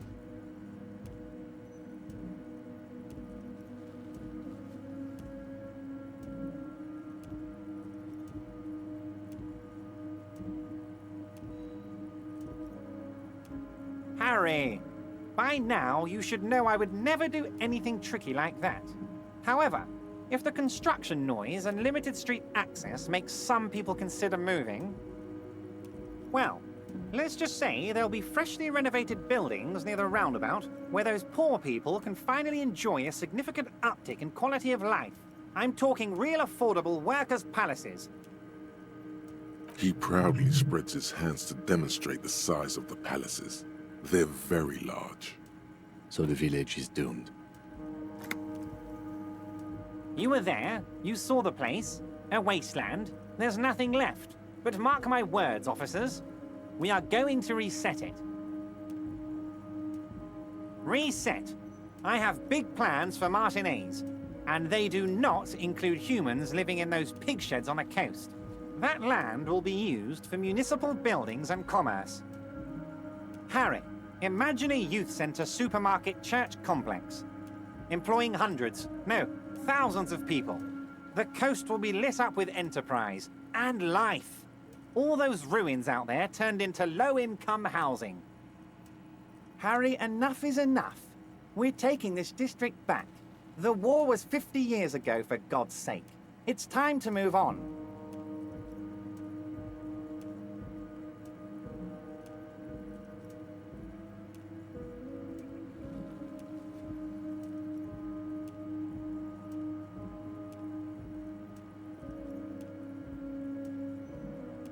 Yes, I do. I got the centre, I got room for a retail complex, and in 4 years, I'll get the church too. The wheels are already turning, Harry. The wheels of progress. This post-war limbo, I won't stand for it. There are kids practically playing with their own feces out there. It cannot go on. But will there be giant statues of the Clear brothers towering above it all? Joyce knew he was up to something.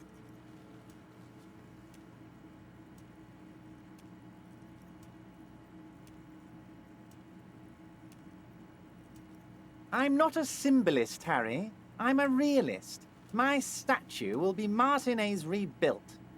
5-story building complexes, workers on welfare, and landowners in Azon hating me. That will be my statue. And yours. We're doing this together. Damn right I am, Harry. I'm gonna make the working man as rich as she is one day. That's my job.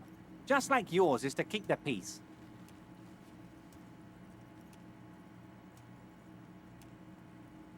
I did not, Harry. Although I am very, very glad he's dead. Why, a war, of course. And what do you have to gain from a war? Victory, Mr. Kitsuragi. I have victory to gain. We are going to start a war with the Wild Pines group and win before they even realize there is a war.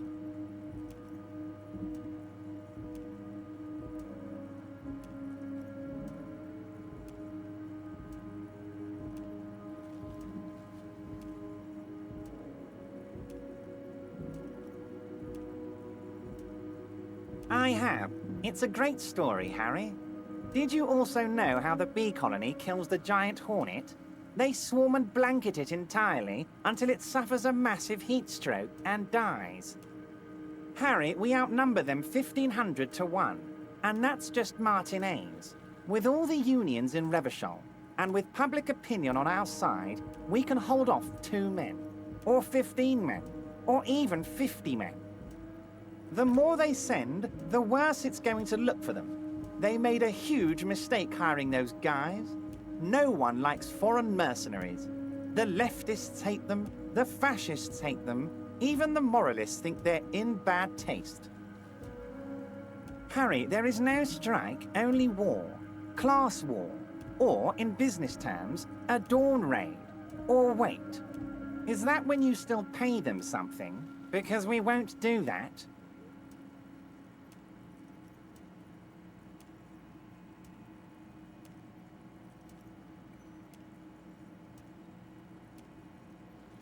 We're not going to give nothing. We're going to take Terminal B away from them. The roads, the gates, the containers, that big crane, even the damn coffee maker. We're going to take all of it for the people, and fuck Wild Pines. The word fuck rings like a gunshot from his mouth. He doesn't swear often. So that's why you haven't let Joyce in? Yes. It's also why I let that midget Gaumont go. He's too nice. I can't put him through this.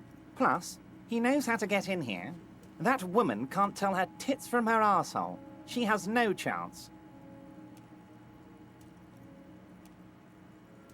Tits from her arsehole. It's a local saying. Actually, no, it's not. Because we're friends, Harry.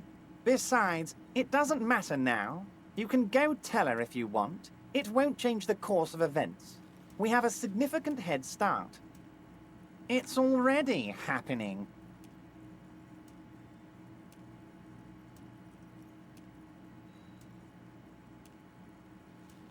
$2,372, plus yours truly, of course.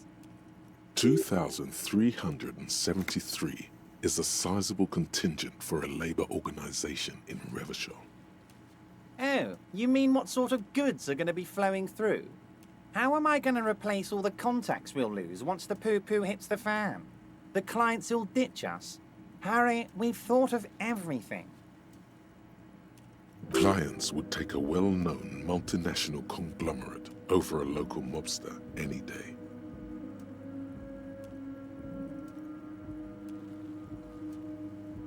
Sure, some will go, but mark my words. The company will be unpleasantly surprised to see how many of them stay loyal to Martinez, and to the new competitive contracts we can offer. With renewed zeal sparked by communal ownership, the men will be shipping those containers double time. You'll be surprised to see how fast things go without parasites latching on. We'll have our hands free to pursue bold, exotic new revenue streams. That's drugs. Drug trafficking.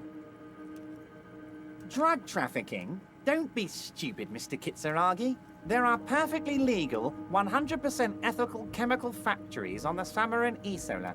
You don't need to be colonialist about it. All they do is produce components to keep the pharmaceutical industry running. That's people's health we're talking about. Old grannies, little babes, people with disabilities.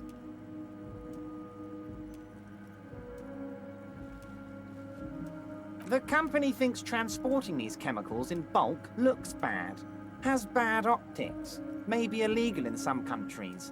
The Debarders Union, however, We're all about the large volume column. In bulk shipping, large volume column is a major buyer, a shark. We're gonna transport the living daylights out of those materials, Harry. So your sick kid can get his benefit, and your wacky uncle doesn't have to come off risperidone. Benefed is a children's cold medicine, usually apricot flavored, and risperidone is used to treat severe psychosis. And the kids on the street can get speed and pyrrolidone. I'm an old-fashioned guy, Mr. Kitsuragi. I sometimes grab a beer with the boys, but I have no idea about the things you just mentioned. But if I were to supply ingredients for some sort of rainbow party, I would make sure the Union took a fantastic share. And I'd keep that stuff far away from Martinez. He's basically admitting to it.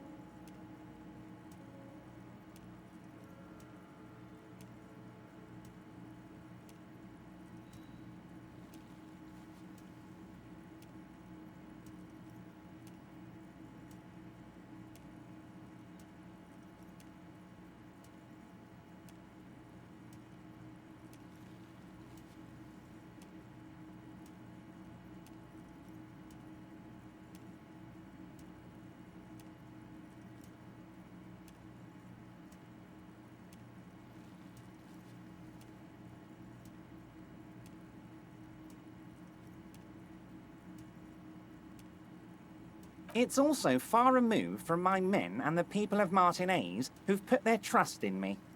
Anyway, let's not focus on the sensationalism of the drug trade. This hypothetical drug trade is all anyone ever seems to be interested in. It would only be a small part of the harbor's turnover, just like the harbor is, but a small part of Martinez.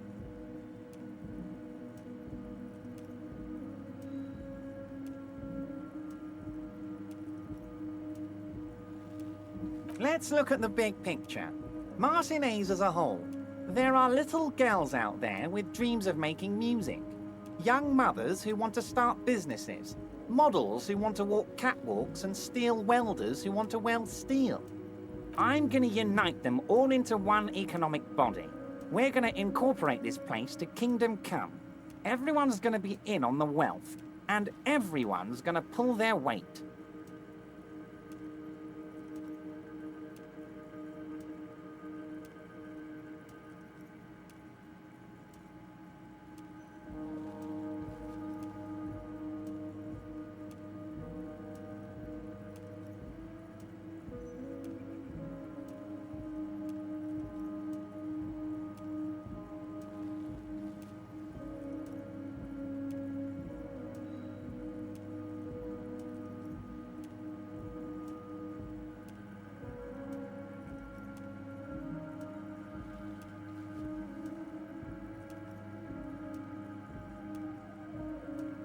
Harry, the length you're willing to go to keep your nose clean is remarkable.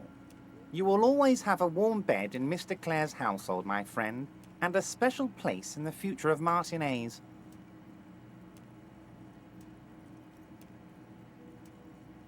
We're way past specific Union members now. This is the big time. We're talking about the future of Revachol here, Harry. You can bother Leonard with that. He loves to run his mouth on such matters. But I'm in big-time mode, Harry. There's something different about him now. He's more vibrant, more alive in his big-time mode. Harry, I've got to be honest with you. Your gun was found 2 days ago.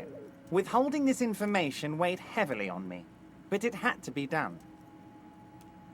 An old woman has it, and let me tell you, Harry, word on the street is she's a character, so watch out.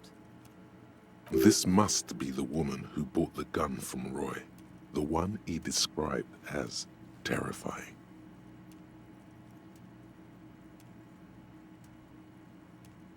Yes, the same one. I see you've done your research.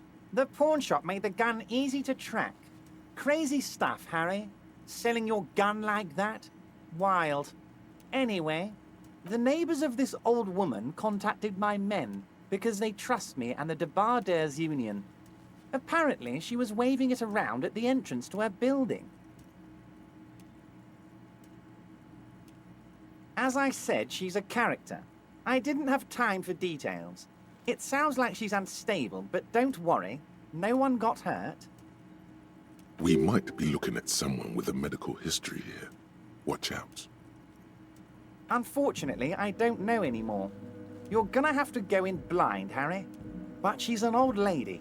How dangerous can she possibly be? Oh, and she calls herself the Pigs. I, for one, find it refreshing. Finally, someone calls themselves a pig.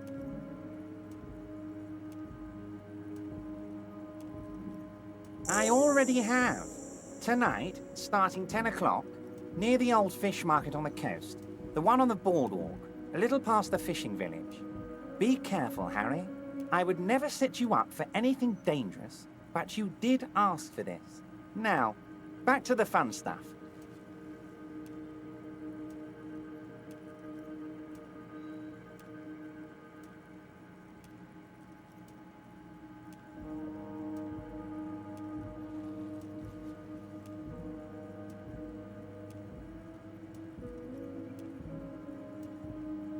More fun stuff. Seems like we already have fun stuff to do.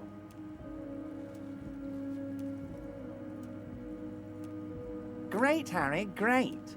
I think we have truly built a bridge between Martinez and Jamrock today. We have united the RCM and the Debarders Union.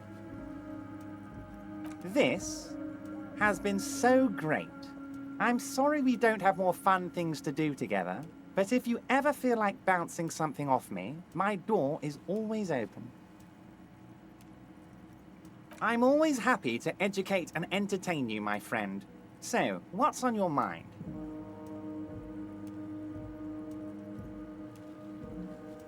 Very nice, Harry. Is there anything else?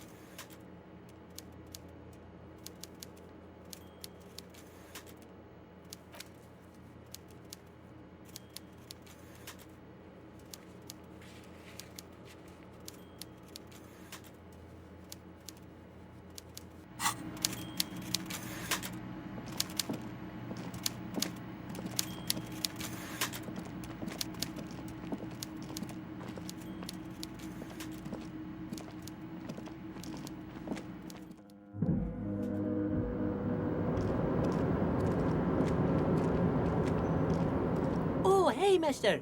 I'm not gonna bother you with a long greeting, just like we talked about before. Mr. Evrat doesn't really want me to talk to people about union guys. But who did you want to talk about? Mr. Edgar is Mr. Evrat's brother. He looks a bit younger, he does. But a very smart fellow. Very smart fellow indeed. He's away on some union business. Not even in Revershaw, they say.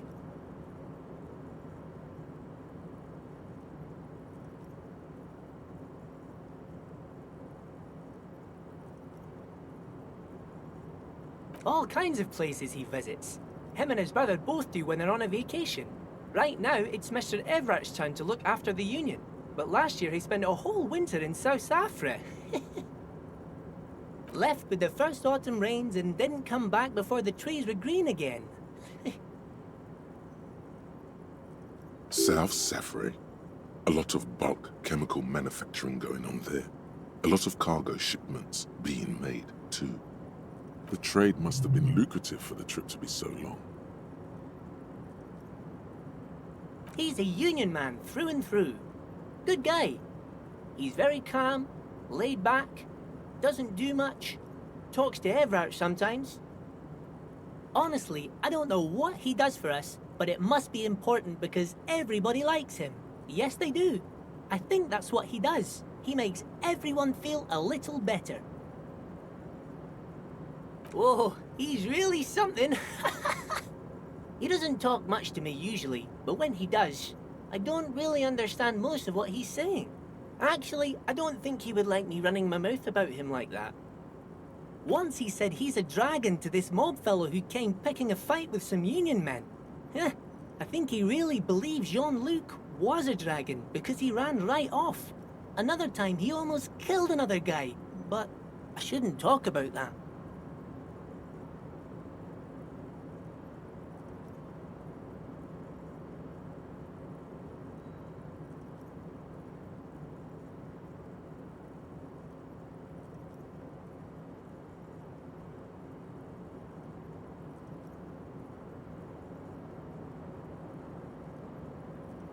Who do you mean, mister?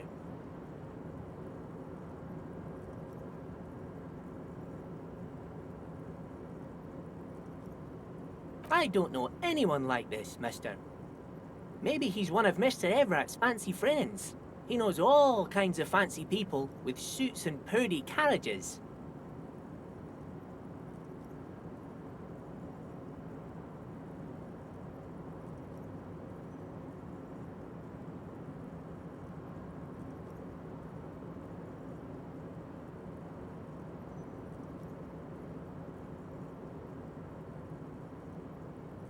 Oh, Titus is a longshoreman through and through. He was born on a boat, they say.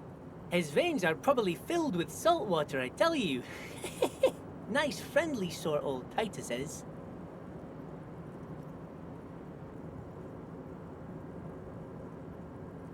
He's probably one of those rare specimens who are born when two drunk seamen stumble on top of each other on the deck amidst a storm so violent it flings whales around.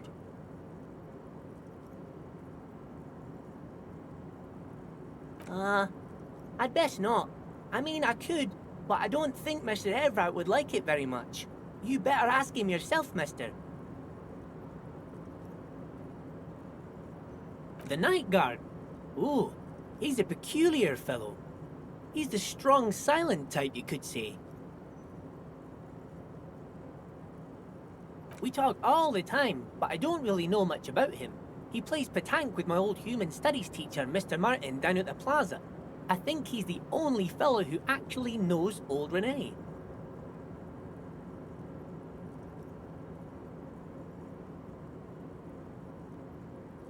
They lived on the same street their entire lives. Even dated the same girl on and off for as long as I can remember.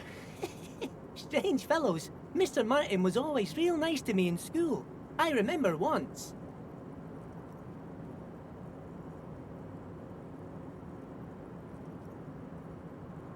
Mr. Martin, yes. Don't really remember much about him.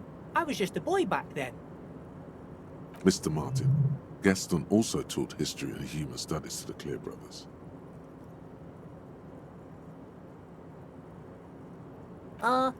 Sure, mister. What can...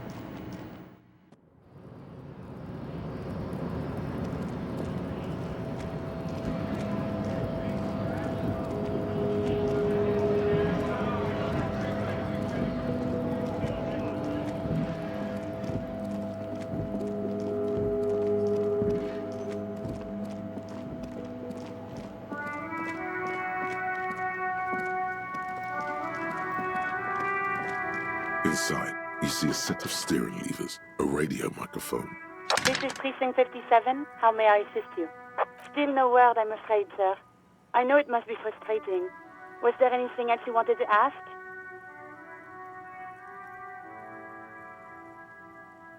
57th, over and out. In the cabin, you see a set of